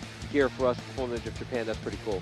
It's awesome. It's cool seeing the drone footage like that, because you get to see the elevation change from the uphill battle from outer zone 1 to the downhill from outer zone 2 to 3, and you can understand the momentum that they're carrying is playing part because of the track. 今のドローンを見ていてわかると思うんですが、ストレートを走ってくるとアウトゾーン1、振り出しに向けてちょっとやっぱり上り坂になり、アウトゾーン1を越えてから下り坂になり、結構このスピードの差が、車両によっては出てくるコースではないかなと思いますが、さあ準決勝2つ目のバトル、どっちが勝ち上がるか決着をつけていただきたいと思います。Let's go ahead and go to the semifinals battle, second semifinals battle we have here. Who's gonna make it to the top? Who's gonna go meet Mikey Nakamura at the finals? Is it gonna be Ryuma leading, or is it gonna be Sho Saito giving chase? And Sho Saito very aggressive, and here he is coming up on Ryuma through the 3-2-1. Who's going to close out that right side of this bracket? Bringing it around through outer zone 1. Nice job by Saito. Saito's been aggressive all weekend long, giving pressure to every one of his drivers. And look at that right there. 2 big body cars finishing strong. Saito 選手の後追いいいですね。Saito, his chase is really good. And looking at, Ryuma not doing a bad job in the lead position, making sure that the vehicle is on the outside line through the track. 先行のね、Ryuma選手もちゃんと角度をつけて、2脱をしてしまいましたが、アウトゾーン3、アウトにきっちり寄せながら堂々とした先行の走り。しかしその後ろを行く斉藤選手、追尾を行い、近い距離で、ずっと先行の車にプレッシャーをかけています。Obviously doing a good job in the lead position by Ryuma. Saito pressuring the lead car in the chase position. Look at this. Not so much space in between these cars. Maybe like a half a car, maybe a car. Half a car, I would say. He's been throwing down the best tandem battles we've seen all weekend. Yes, if I have to give the best chase award, it's going to go to Saito or Hamada. But, since Saito made it far, it's going to be Saito. There you go, Saito revving his car. Saito 選手、空ぶかしをして、ジャッジ席の前を通っていきましたが、Ryuma選手はここで後追い、どのぐらい斉藤選手に食らいつけるのか。Now we have to see how well Ryuma's gonna give chase. Is he gonna give Saito room again like he did to Jamaken, or is he gonna? Yeah, we'll see. We'll see what his spotter's telling him, because his spotter's got to tell him, pick up your pace. You need to make this happen, because you're not gonna make it to the finals without it. スポッターの方からも多分ね、ちょっとこれはペースを上げないと厳しいかもしれないという、ことをRyuma選手に伝えていると思いますが、斉藤選手、いよいよ整えています。Looks like Saito's doing his little ritual in his car, stretching his wrists. Making it happen. Let's see it happen. Yeah, let's see it happen. I'm serious. This could be the last run we watch on the right side of the bracket. Who's going to fill in that last spot going against Mikey Nakamura? Here they are approaching the 3-2-1. Sho Saito in the lead. Ryuma in the chase. Ryuma taking a shorter line right here, approaching that outer zone 1. Nice job. That's the proximity we're looking for. Ryuma's listening, and he's making it happen right here, going against Sho Saito, throwing down on that chase. Saito doing his thing, filling the zone, staying inside the track, and not making it easy for these judges. Ryuma 選手できるのか、ジャマケン選手が速いのか。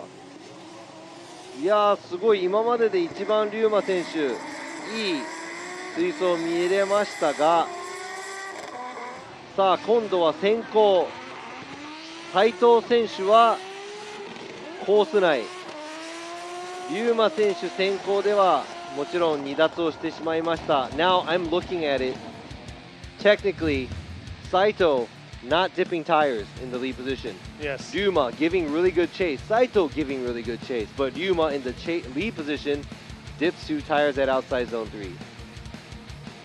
But I gotta say, that's probably the best I've seen from Ryuma, because we've seen multiple one more time battles for him, and he kept doing the same thing, keeping a large amount of proximity from the lead. Ryuma 選手、水槽ここまで食い込んでいけるんですねと今一瞬見て思いました。I mean, watching this, it just reminded me, it's like, oh wow, Ryuma is a good chase driver. Yes. And it didn't really get to see it this whole time, and he shows it at the semifinals. Well, let's see who's going to be moving on the finals here. Nishida is going to be going right. Adriana is going right. And Imamura, there you go. Sho Saito is going to get the win and move on to the finals. さあこの決勝に進出するドライバーは斉藤翔選手、おめでとうございます。残念ながら龍馬選手ここで敗退が、しかし、2戦連続表彰台に立てなかったんですが4位となりましたが、この斉藤選手と繰り広げたバトルは素晴らしいものでした。やはり勝敗を分けたのがちょっとしたミス、先行でも後追いでも、龍馬選手がしてしまいました。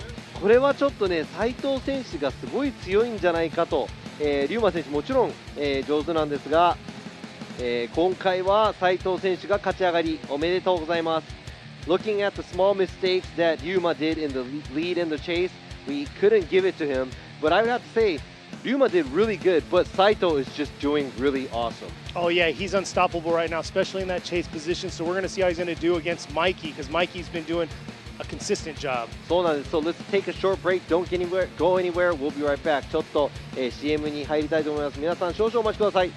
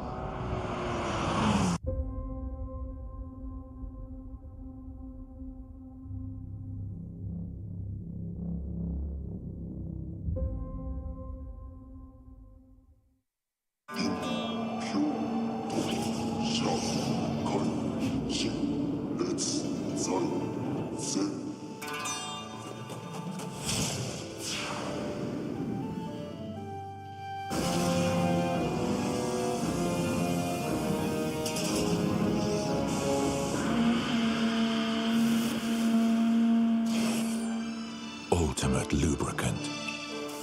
Mortis. What's up guys, it's Frederick Ospo and I use RSR suspension on all my drift cars. I love RSR. Iyo RSR Ichiban.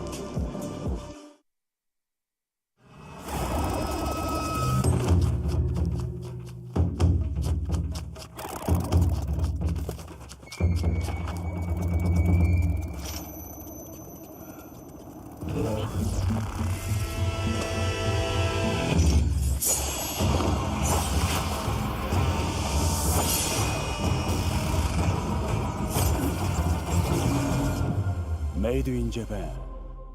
Breed. それではフォーミュラードリフトの審査方式について説明しよう。フォーミュラードリフトは3人の審査員によって審査が行われる。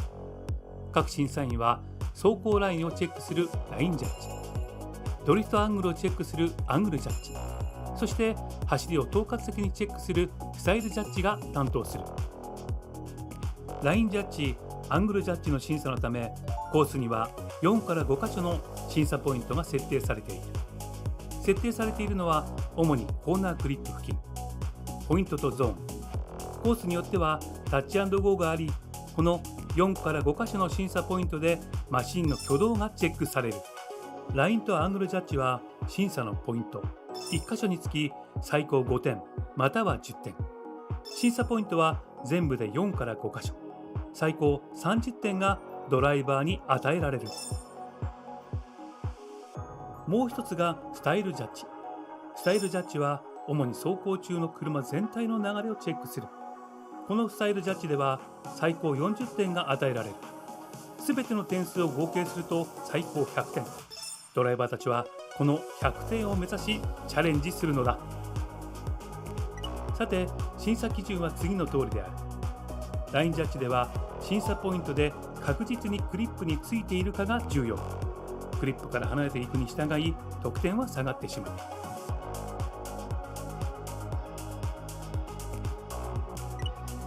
アングルジャッジはクリップでのドリフトアングルが審査の対象。当然アングル、角度が大きいほど得点は高くなるが、戻ってしまったり不安定な場合は減点の対象となる。そしてスタイルジャッジ、スピード、スムーズさ、迫力、またドライビングから感じられるコミットメント、パッションもスタイルジャッジにおいて重要な要素である。審査では車の不必要な挙動、ブレやふらつき、メリハリのない走行などが減点の対象となる。またスタート時のエンジンストップ、フライングやパイロンタッチ計3回。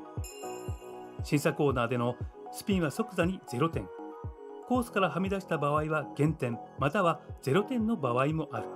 ステアリングの角度が0度になるようなアンダーステアも含め、審査員の判断で0点になる。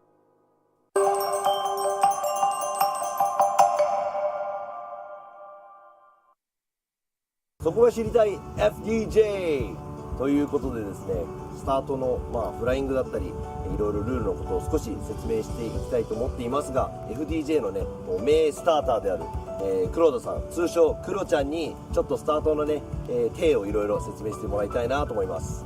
お願いします。お願いします。こちらにあるこのスターターのライト、クロちゃんちょっと、どういうふうに説明してもらっていいですか。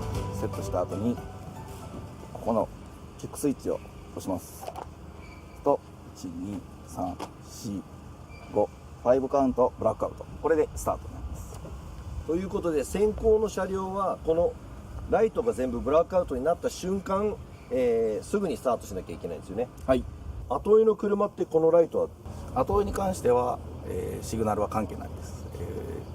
フライングしても構いません。後ろの車は自分がうまく、前の車についていけるようなタイミングで出れるってことですね。そうですね。ブラックアウトをして1カウント2カウントぐらい進まなかった場合、それかブラックアウトを完全にする前に、車体が前に出てしまいますと、一応フライングという形で、1カウントというですね。1カウントです。あともう一つ、このスタートの、おなじみの試験員なんですけど、このパイロンも、跳ねちゃったり触っちゃったりするとその1カウントに入るんですよね。はい、1カウントです。で、何回そういう失敗をしたら。3回で失格です。3回目で失格ですね。フライングなりパイロンタッチした場合は、ストレートの先にあるリスタートシグナルというのを点灯させてドライバーに知らせます。FDJ のこのスターターとしてずっと、クロちゃんを、長くやってるんですけど、やっぱりいまだにやっぱりスタートする前とかって緊張しますか。やはりね、なるべくならリスタートはさせたくない、でそれもしっかりと採点しなくちゃいけない、こちらも緊張感もありますし、選手の緊張感も伝わってきます。ということで、スターターの裏側の話もちょっと取れたんですが、このスターターが、どういうふうに車をスタートさせて、やっていくかというのを皆さんもちょっと、分かっていただければ、もうちょっと楽しく、FDJ の方を見ていただけるのかなと思います。ということで、ここスターターから、中継でお伝えしました。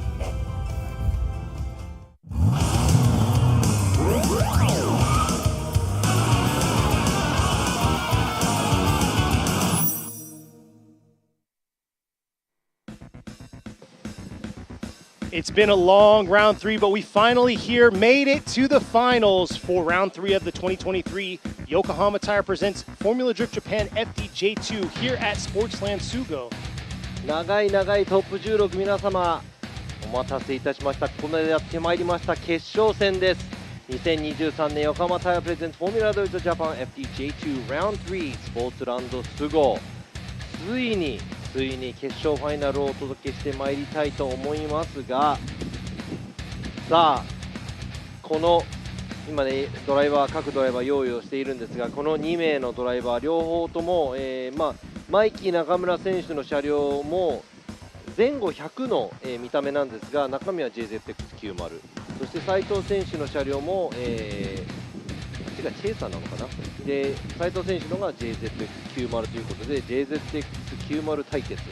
Yes. So yeah, JZX90 battle. Mikey Nakamura's car, yes, it has a JZX100 front end and a rear end on it, but it's actually a JZX90 chassis, a chaser. And looking at Saito's car, it's JZX90 Mark II. So this is going to be a never sold in the States or anywhere else in the world, never sold in the States or anywhere else in the world battle. A Camry battle, yes it is. Yes.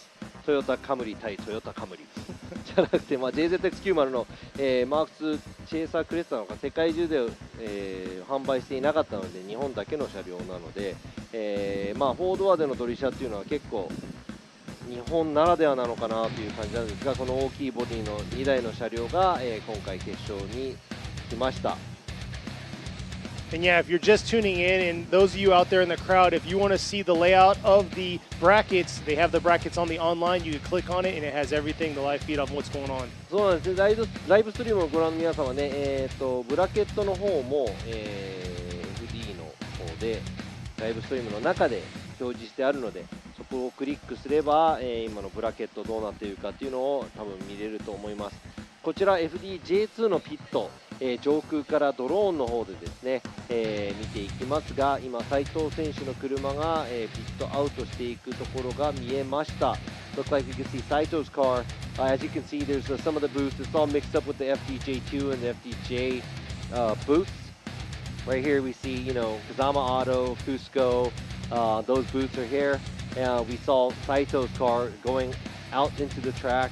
And look at this beautiful facility. 見てください。この上空から見えるこのピット J2、J1 の、ピットがちょっと入り混じっているんですが、この綺麗な見てください。もうこれがうちの庭だったらもう俺超嬉しいな。If this was my house in my yard, I would be stoked. With multiple tracks wrapped oh, yeah, around it. I'll invite everybody. It'll be free runs every day. Be like, yo, come on over.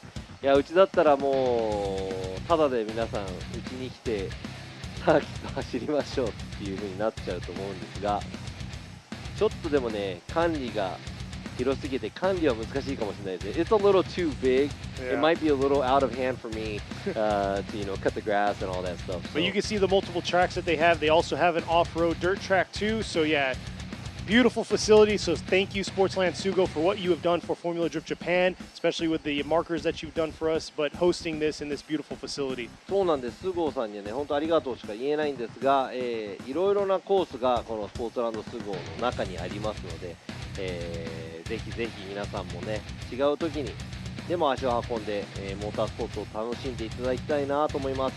さあバーンアウトボックスから、両者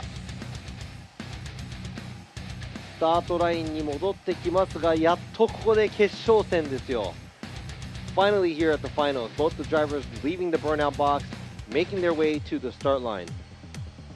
Yeah, it's getting late. Thank you for the viewers out there. Big shout out to y'all tuning in with us, sticking with us throughout this whole entire long session of the top 16. And also, the audience we have some people out here watching it live.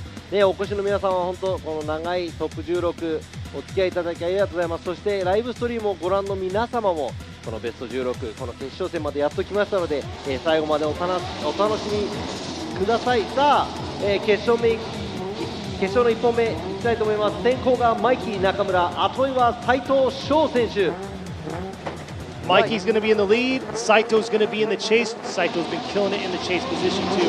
Mikey racing the 3名対パーフェクトカップになっていて、両方 JZX90。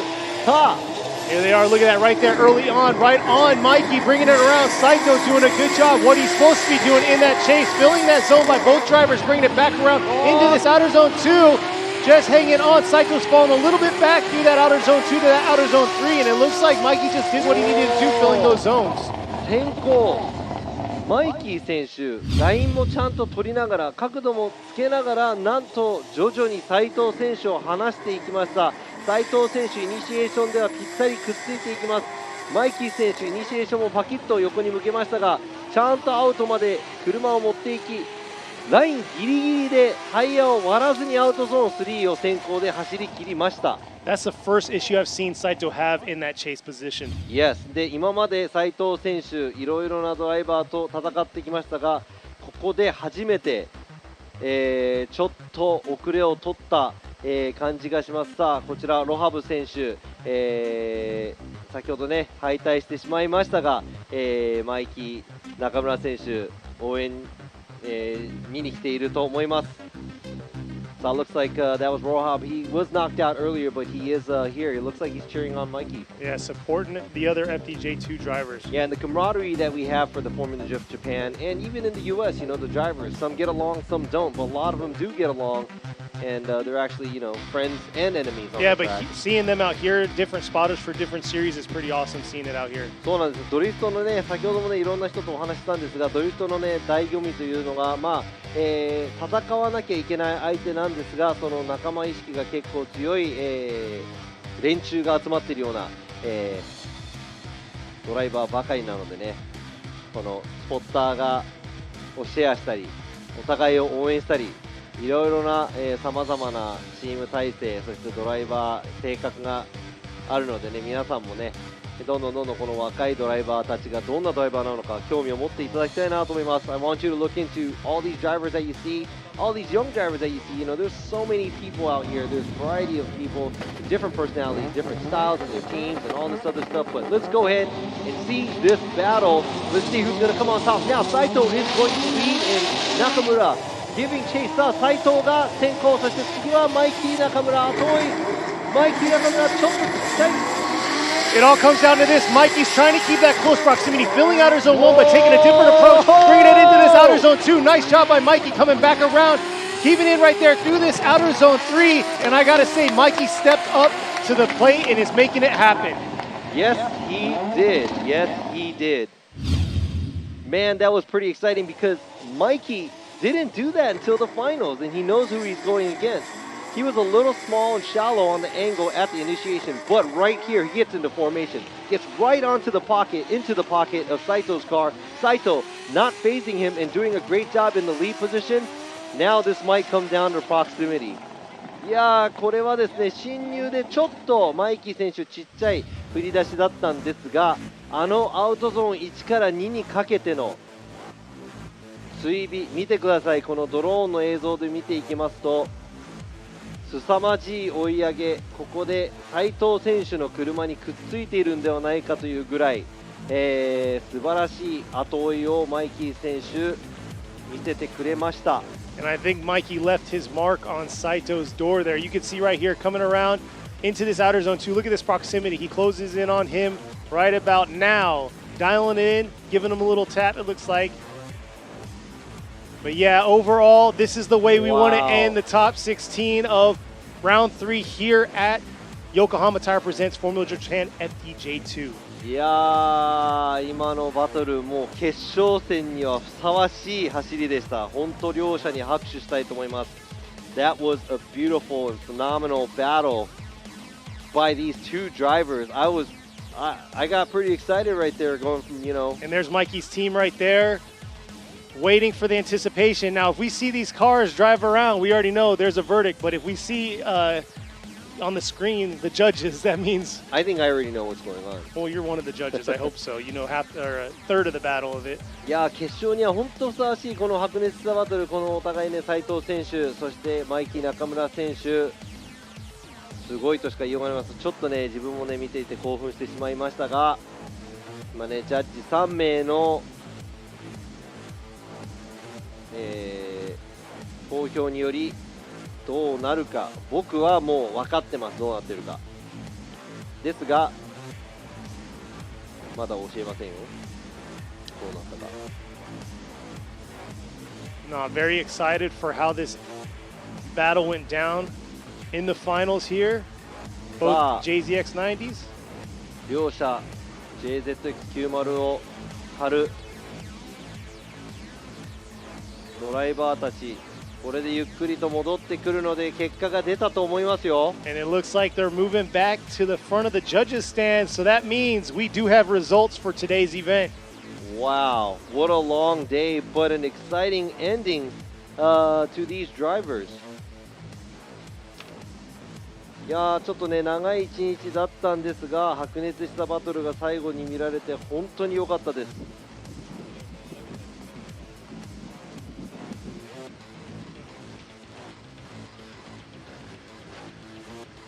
Here they are coming back side by side.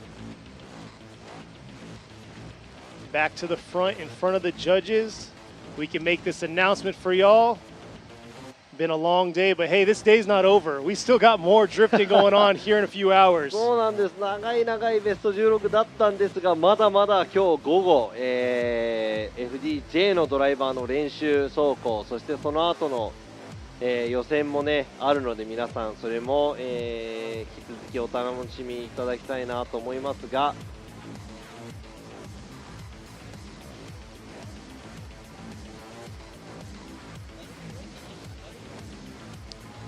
yeah, let's get them. Come on, let's get it rolling. Let's go.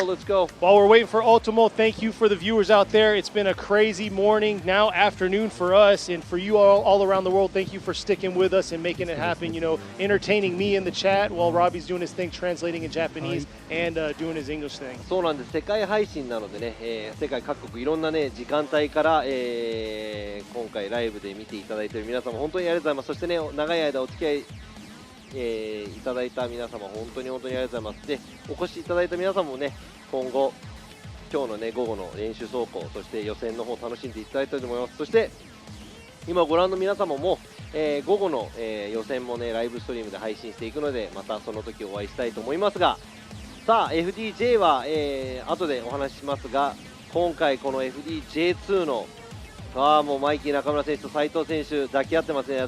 マイキー中村 giving a hug to show Saito right here.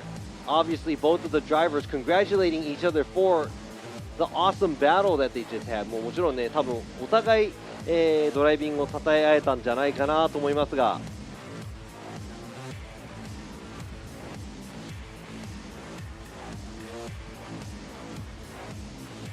ということで、3台の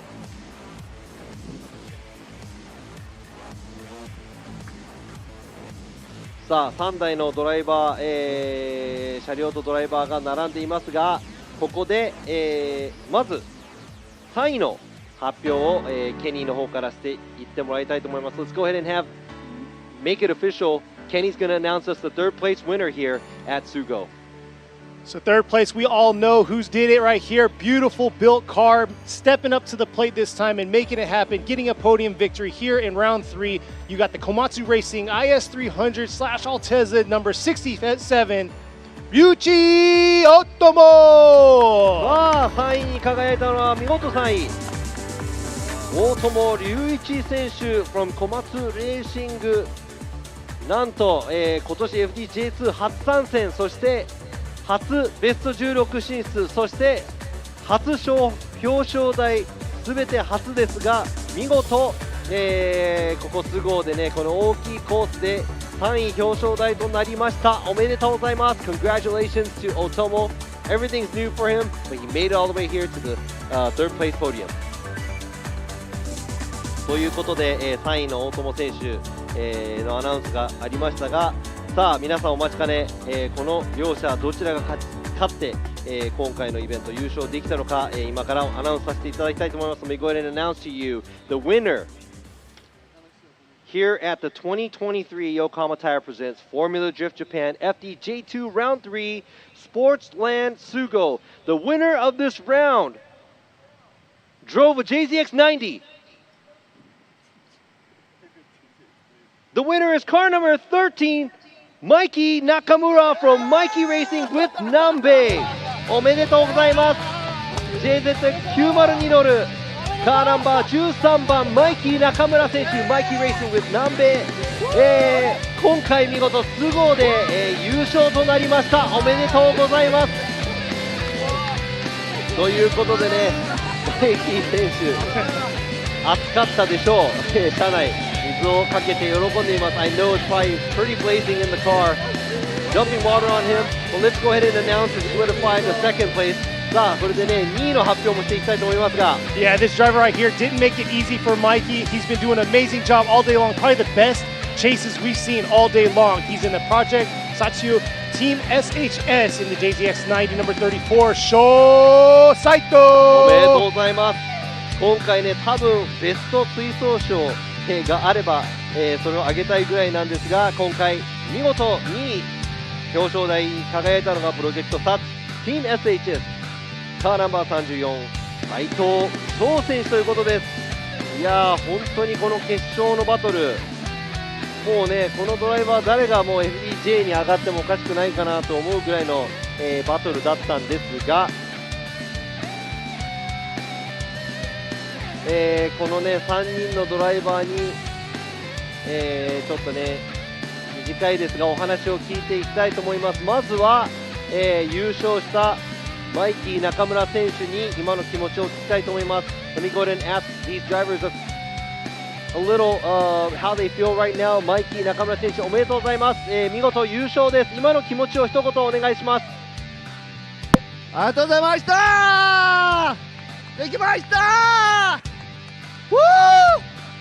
もう嬉しすぎ。気持ちはファイナルはちょっと LSD おかしいわ。でも思い切るしかないわ。もともとショーはうまいもんし、でも負けたくないや。思い切り踏んだわ。嬉しかった。ありがとうございます。いやーおめでとうございます。今のねもう興奮状態が、こちらに伝わる感じなんですが Just as he said thank you and I won. He did everything he can and he knew that everybody out there is a good, so he knew that he had to go really hard, but he came to the end and he did not want to lose and he won, so he took it all the way. いや本当にね自分がやろうとして信念を貫き通して今回勝利を勝ち取ったんではないかなと思います。ということでねマイキー中村選手今回1位おめでとうございました。チームとみんなスタッフ4名もありがとうございました。さあ見事、1位に輝いたマイキー中村選手おめでとうございます。さあ続いては、残念ですがすごくいい追走を、繰り広げてきました翔斉藤選手にもお話を聞きたいと思います。Let me go ahead and ask 翔斉藤 how he feels about being on the podium in second place. 今回は2位表彰台おめでとうございます。今の気持ちを一言。ありがとうございました。水槽だけは誰にも負けたくなくて、気合い入れて飛び込んだんですけど、あと一歩叶いませんでした。次頑張ります。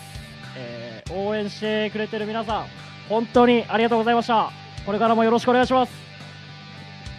So there you go. That's Sho Saito in second place. He did everything he could to give a good fight out here, but he was a little short this time. So he said thank you to you all who are supporting him and rooting on for him. So I think this is something that he shouldn't even be ashamed of. いや本当にね恥じらずこの2位、堂々と、上を向いて2位を、掲げていってもらいたいと思います。斉藤選手本当にいい走りだったんで、おめでとうございます。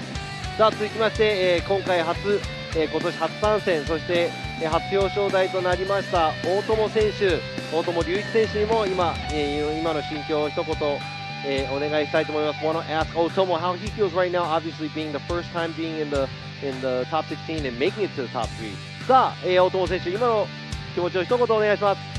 はい、応援ありがとうございました。3位ってちょっと悔しい結果だと思うんですけど、僕の今年の成績を見ると、大友選手、ちょっとマイク。はい、すみません。はい。これでいいですか。今年の僕の成績からすると3位ちょっと悔しいんですけど、小松レーシングのチームの小松さんにも、上出来でしょうって言ってくれたんで、とても今は嬉しいです。ありがとうございました。あとこの後、小松優太選手がフォーミュラドリフトジャパンで単走走るんで、皆さんぜひ応援お願いします。おめでとうございます。いや、ちょっとチーム思いなのかなという感じなんですが、大友選手もね、見事勝ち上がってきましたのでね、堂々としていいと思いますよ。I think he should be proud of what he had. He said he's in third, and he says his team is called Komatsu Racing. The guy who built his car is Yuta Komatsu. He's also an FDJ driver, and he was saying, I think that was a good result for him. And he said, everybody, thank you for everything, and please cheer him on because he's going to be qualifying in a little bit this afternoon. So that will be it here. Let's go ahead and look back a little bit. Here, こちらですね、次戦のスケジュールなんですが、FDJ2 なんですが、8月26日土曜日、27日日曜日、奥吹モーターパーク FDJ2 ラウンド4、そして FDJ3 ですね、同じ週末、に FDJ3 あります。8月26、8月27、FDJ3 のラウンド3、ちょっとスペルが間違ってますが、奥吹モーターパーク、皆様お楽しみください。There you go. Those are the dates for the FDJ2 and J3. Make sure you come and join us because somebody else is going to be on the podium maybe, or maybe it might be the same guys that we see here. Exactly. No, the only thing I want to add is congratulations, Mikey. He got number 1 in qualify. Here he is finishing number 1 for round 3. So congratulations. But yes, tune in to us. Okuibuki is going to be the next round for these drivers to battle out to see who's going to be the winner. そうなんですね。マイキー選手もおめでとうって言いたいのがね、予選でも1位、そして決勝でも1位ということで、ちょっと完全試合を果たしたんじゃないかなと思うので、すごいだなと、ケニーも思ってます。そして次戦、このドライバーたちが見れるのは奥吹モーターパークで、FDJ2、J3 をお楽しみに日本語難しいですね。Japanese is very hard。お楽しみにしてもらいたいと思います。さあ僕らは、ここまでということで、この午後、FDJ、の予選、また後であるので、それをご覧になっていただきたいと思いますので、長い間お付き合いしていただいた皆様本当にありがとうございます。Thank you very much for sticking around with us. It was a very long top 16, but we will be going into the English channel of the qualify that we have for Formula Drift Japan. So we'll see you this afternoon for us, maybe some other time for all you guys. You'll hear Kenny talk a little bit more because I'm going to give him time, okay?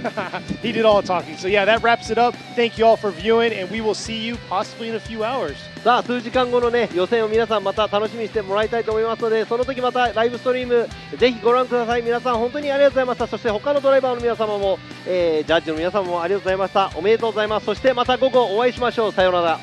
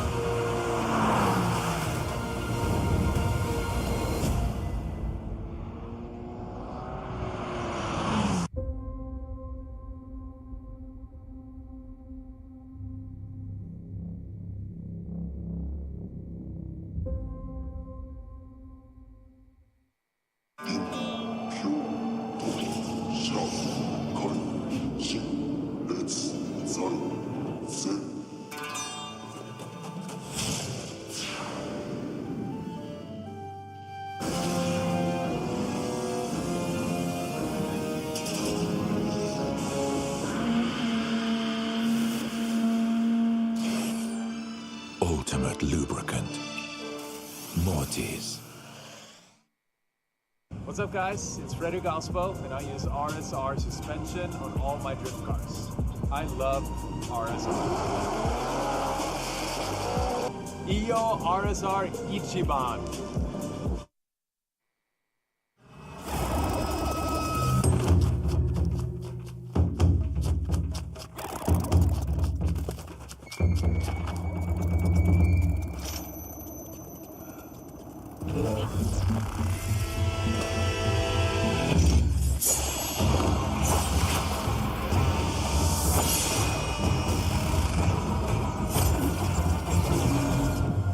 Made in Japan. Breed.